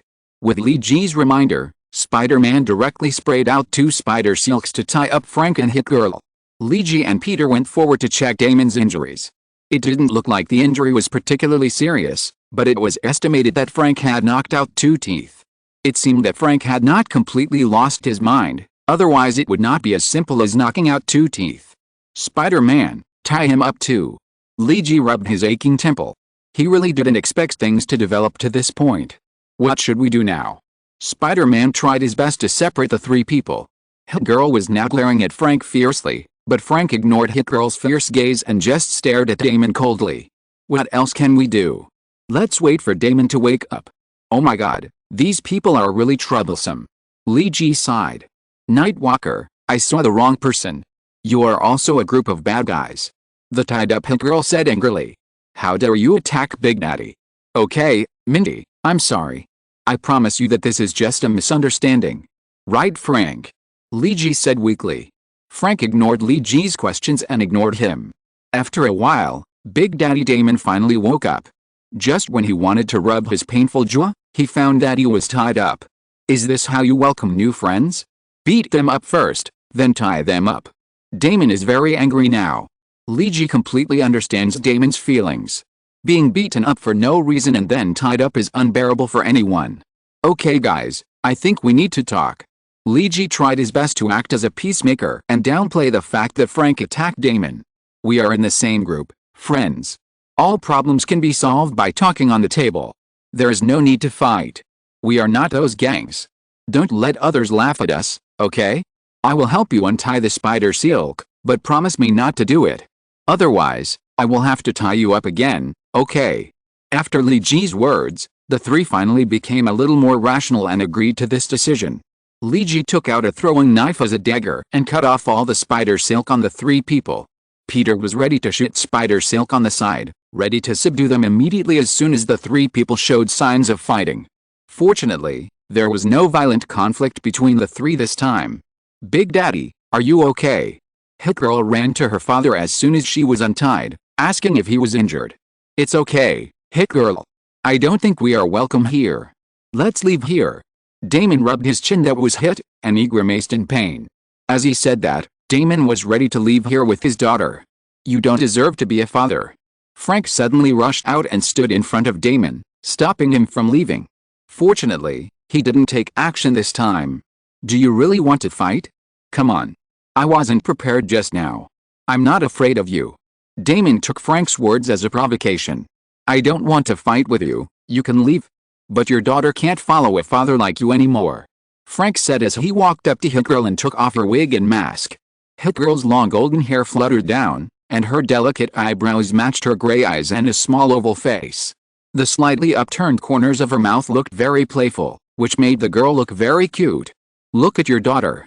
Is she 12 years old? You actually let her kill people. Frank grabbed Damon's collar as he spoke. Do you know that what you did will kill your daughter? You are so proud of her. You are such a scumbag. War is for adults, children should not be involved. Don't you understand this most basic truth? Frank questioned Damon loudly. Don't talk to my dad like that. Hit Girl kicked Frank's calf. However, the girl's strength was insufficient, and she obviously couldn't hurt Frank. Luigi quickly stepped forward and held Hit Girl's shoulder, and took her away from the 2 men. To be honest, Luigi felt that Frank was right, but he didn't think so when watching the movie. But when he really saw a little girl in front of him, risking bullets and rain to do all kinds of dangerous things every day, Luigi honestly felt sorry for it. So this time Luigi didn't stop Frank's actions, as long as he didn't hit anyone. I think Frank is right, Damon, you should think about Mindy. If Mindy really has an accident one day, I believe you will feel guilty. Luigi said in support. Yes, Damon, although this is the first time we met. But you let such a cute little girl kill people, my god, it's unbelievable. Spider-Man Peter Parker has always been a kind-hearted child. Seeing the petite and cute Hit Girl, he also thought that such a young girl should not be allowed to do such violent things, especially killing people. This is what Spider-Man opposes the most. If it is not a last resort, killing is the worst choice. But there are so many criminals in this world who cannot be brought to justice. Our efforts are to let more people get peace, and I also need helpers. Damon was grabbed by the collar by Frank and spoke a little hurriedly. I think you have solved the problem of helpers, right Damon? We are all in the same group. In the end, it was Leiji who made peace. Okay Frank, let Damon go. We need to have a good talk. I have an idea that I think everyone can refer to.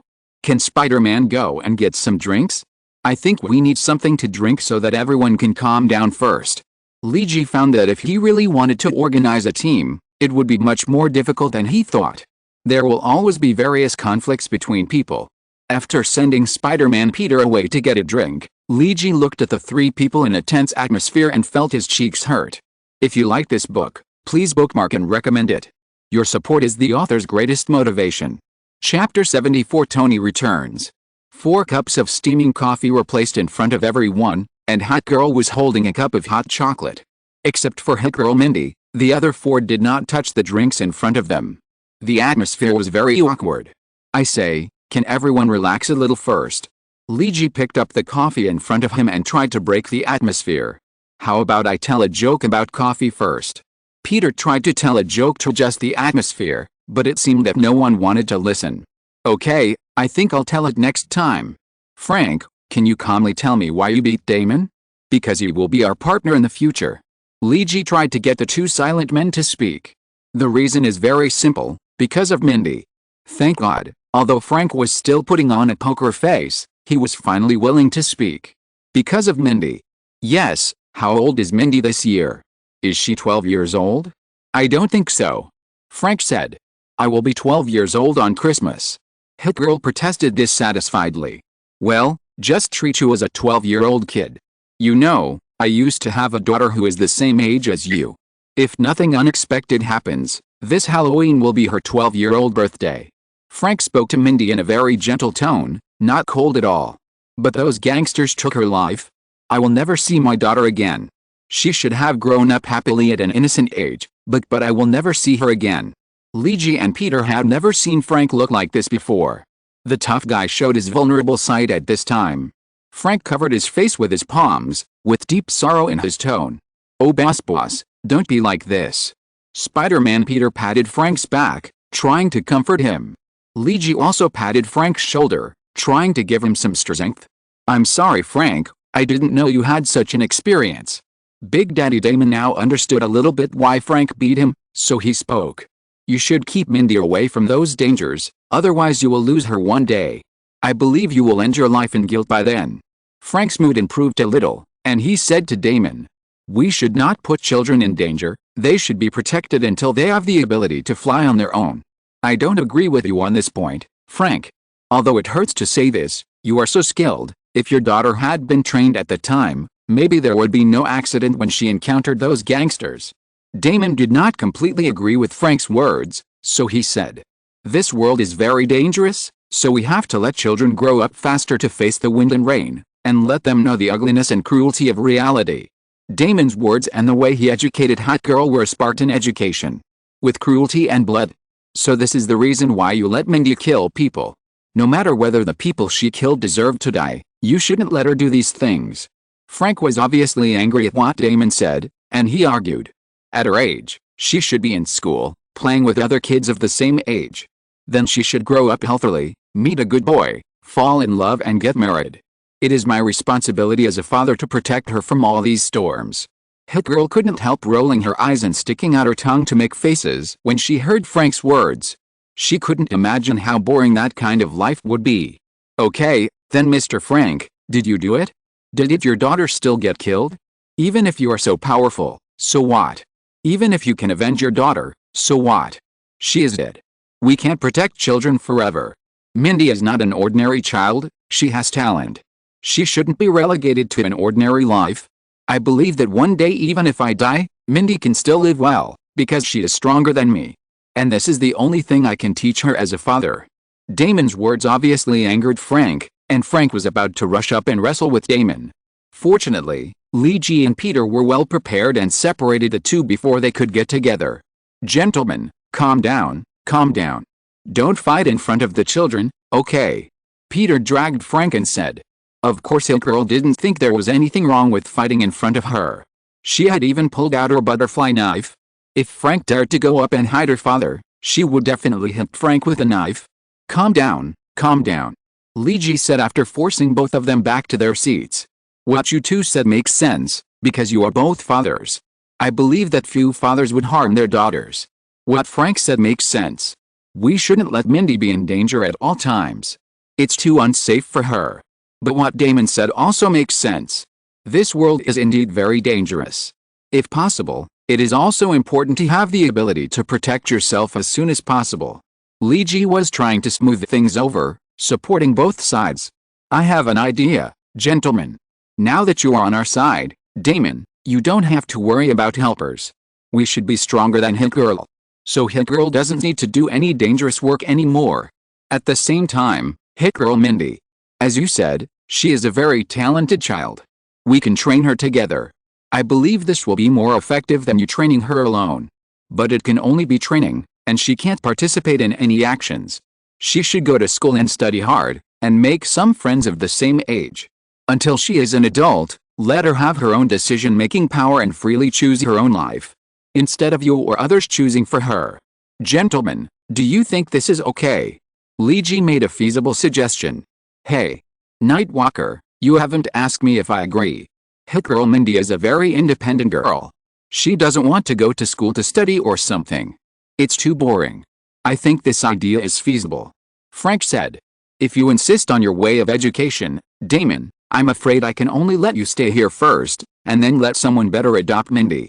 Big Daddy glared at Frank, but still said with relief. I think it's okay too. By the way, Mindy, which school are you studying in? Spider-Man Peter comforted the angry Hit Girl and asked her. I never go to school. Mindy said nonchalantly. As soon as the voice fell, Frank, who had been calm, had a tendency to run away again. Lee Ji's cheeks hurt now. His daughter control is really terrible. At the New York International Airport, Miss Pepper, the senior administrative assistant of the Stark Group, and Abediak, the senior president of the group, are waiting for the return of an important person. The rear door of the C-130 was opened, and Tony Stark stepped in the familiar land again with a confident smile. And behind him followed Dr. Ethan. Tony decided that it was time to bring something different to the world. Thanks to the bug friend, Snail going down the highway. Canis Lupus nickname is not a number. SMFH000 for the reward. Book friend group recruits people to flood the book. 539,763,655. If you like this book, please collect and recommend it. Your support is the author's greatest motivation. Chapter 75. The vampire hunting operation officially begins. The news of Tony's return immediately swept the entire network, and major media around the world were reporting on his story. Lee Ji was also paying attention to this matter, because he was also preparing to make a fortune on Stark Industries stocks. What Nightcrawler are you watching? Hit Girl curiously came to Lee Ji's computer to see the news he was reading. Now Hit Girl Mindy and her father have officially joined the group, and according to the agreement, Mindy can accept everyone's training, but she can't really carry out those dangerous missions. This is for her consideration. Frank is helping her contact the school to go to. It must be said that Frank is still very concerned about this girl, who is the same age as his daughter. But she has never really been to school before, so she has to make up for it first. The responsibility of making up for the lessons can only be handed over to Lee Ji and Peter.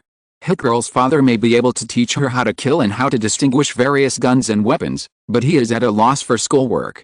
So now Lee Ji and Peter have to come to the base after school to help her make up for the lessons. I'm watching Tony's news. It seems that he released a big news this morning. Stark Industries has closed their weapons manufacturing department. Lee Ji is ready to watch Stark's stock plummet after the stock opens tomorrow. Wait until it falls to the lowest point before buying. Tony Stark? I know he is a playboy. Mindy squeezed into the chair where Lee Ji was sitting and browsed the news with him. Mindy, you haven't finished your homework today. How about finishing it first? Spider-Man, who was helping Mindy with her tutoring, was looking for Mindy with an elementary school textbook. Oh Spider-Man, spare me. These homework are too boring. Why don't you just do a 3,000-meter shuttle run? Mindy said weakly. Ignoring her protest, Peter still took her away to do homework. Lee Ji couldn't help but press his temple. The place that was supposed to be a combat base now looks like a nursery. Frank, have you heard of Hank? He is said to be an important figure in the Stanich family. Lee Ji closed the computer after reading the news and went to Frank, who is maintaining the gun, to ask about Hank. Hank? I've heard of him. He is an important assistant to Franco Stanich. Frank answered while clearing the ash from the gun barrel. Why, do you want to cause trouble for him? I guess so. Do you know his specific location and detailed information? Now the system has not given a new task, and Lee Ji is still thinking about completing the previous task. After all, there is a D+ level item reward. Give me some time, I can help you check it out. Frank agreed to help Lee Ji check about Hank, and then he spoke again. But I think we should put the Stanich family's affairs aside first. Personal grudges are not very important now. We have bigger troubles. The movements of vampires are getting more and more outrageous. Frank said as he reassembled the gun that had been disassembled and cleaned, and walked to the command desk where everyone was meeting. Frank pulled out a complete map of New York State from the filing cabinet and called everyone over. According to my latest intelligence, vampires are gathering in large numbers towards New York City. Frank pointed on the map. Vampires from Maine, Pennsylvania, and Virginia are all heading here. Frank pointed out the movement of the vampires on the map. Wait, you mean vampires? Damon, the Big Daddy, had just joined the gang and didn't know much about vampires, so he asked, are there really such things in the world? Aren't they in myths and stories? I'm sorry, yes. There are these things in this world. And they are just like in the stories, only sunlight and mithril can kill them, and high concentrations of garlic essence are like strong sulfuric acid to them. Frank roughly explained vampires. Is it because of what you said last time, the vampire carnival? Lee Ji remembered the festival that Frank mentioned repeatedly, which seemed to be very important to vampires. Yes, it's September 12th. There are 9 days left before the Carnival of Vampires. It seems that someone wants to hold a grand party in New York, but unfortunately, the most important food for the party has been messed up by us. Frank reminded Lee Ji and Peter. Maybe the other vampires don't know about this yet, and they are still excited to attend the party. Once they know that their food is gone, what do you think they will do? Frustrated, angry, and finally crazy, there will even be groups of vampires appearing on the streets of New York looking for an alternative food, and the whole of New York will be in danger. Lee Ji felt his throat was a little dry. He had always thought that New York would only be in danger when aliens invaded. Unexpectedly, just a group of vampires would turn the city upside down. Isn't the government going to do something? Frank, who did you notify last time to clean up? Did they inform the government of these things? Peter felt chilled just thinking about a group of crazy vampires suddenly appearing on the streets of New York. The government knows about this, but don't expect the government to do much? Maybe S.H.I.E.L.D. will do something, but it will involve a lot. Frank mentioned a name that Lee Ji was very familiar with, S.H.I.E.L.D., an important organization in the Marvel world. The old guys in Congress will create all kinds of troubles for them. For politicians, they will only choose the option that is most beneficial to them, not the right option for the country and the people. As Frank has been in the military for many years, he has long stopped trusting the government.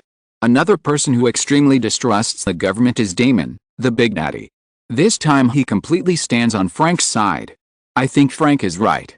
We can't pin our hopes on the government. The bureaucratic response will never keep up with the changes in events.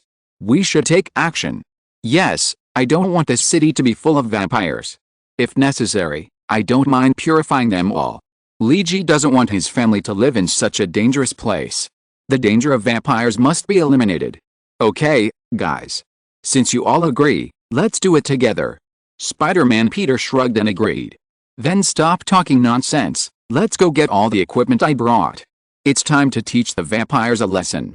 Under Frank's command, everyone took out all the weapons that Frank had brought back to the base bit by bit these days. Mithril long swords, this is your equipment, Nightwalker. Frank took out 2 mithril long swords and handed them to Lee Ji. I remember your sword skills are very good. Yes, you can easily chop off the head of a vampire. Lee Ji took the long sword. This is a UV grenade, which can release intense UV rays after throwing it out. Frank took out special grenades the size of eggs and gave them to everyone. There were only 50 in total. I didn't prepare too much, because nowadays technology can easily prevent ultraviolet radiation, and vampires can easily get clothes that resist ultraviolet radiation, So the value of this grenade is greatly reduced, but sometimes it has unexpected effects. Mithril bullets. There are 9mm caliber pistol bullets, and 5.56mm NATO caliber rifle bullets. There are a total of 3,000 rounds. Except for Spider-Man, who can't use a gun, I suggest that everyone take some. Mithril daggers. Everyone takes one for self-defense, and garlic essence. We can make some simple explosive devices, put garlic essence in them, or use it directly as concentrated sulfuric acid. Under Frank's introduction, everyone took some weapons to deal with vampires. Okay gentlemen, I think we have to stay up late at night recently. The operation to clean up vampires in the city will start at midnight tonight. Luigi made a final cheering before the operation. Let's send all these guys to hell. Thanks to the book friend. Remember, for God's reward, if you like this book, welcome to collect and recommend it. Your support is the author's greatest motivation. End of this chapter. Thank you very much for reaching the end. Don't forget to like. Looking for more exclusive content and immediate access? Subscribe to our Patreon. Remember, every like, subscription, or donation encourages us to continue. Thanks to everyone. See you in the next video.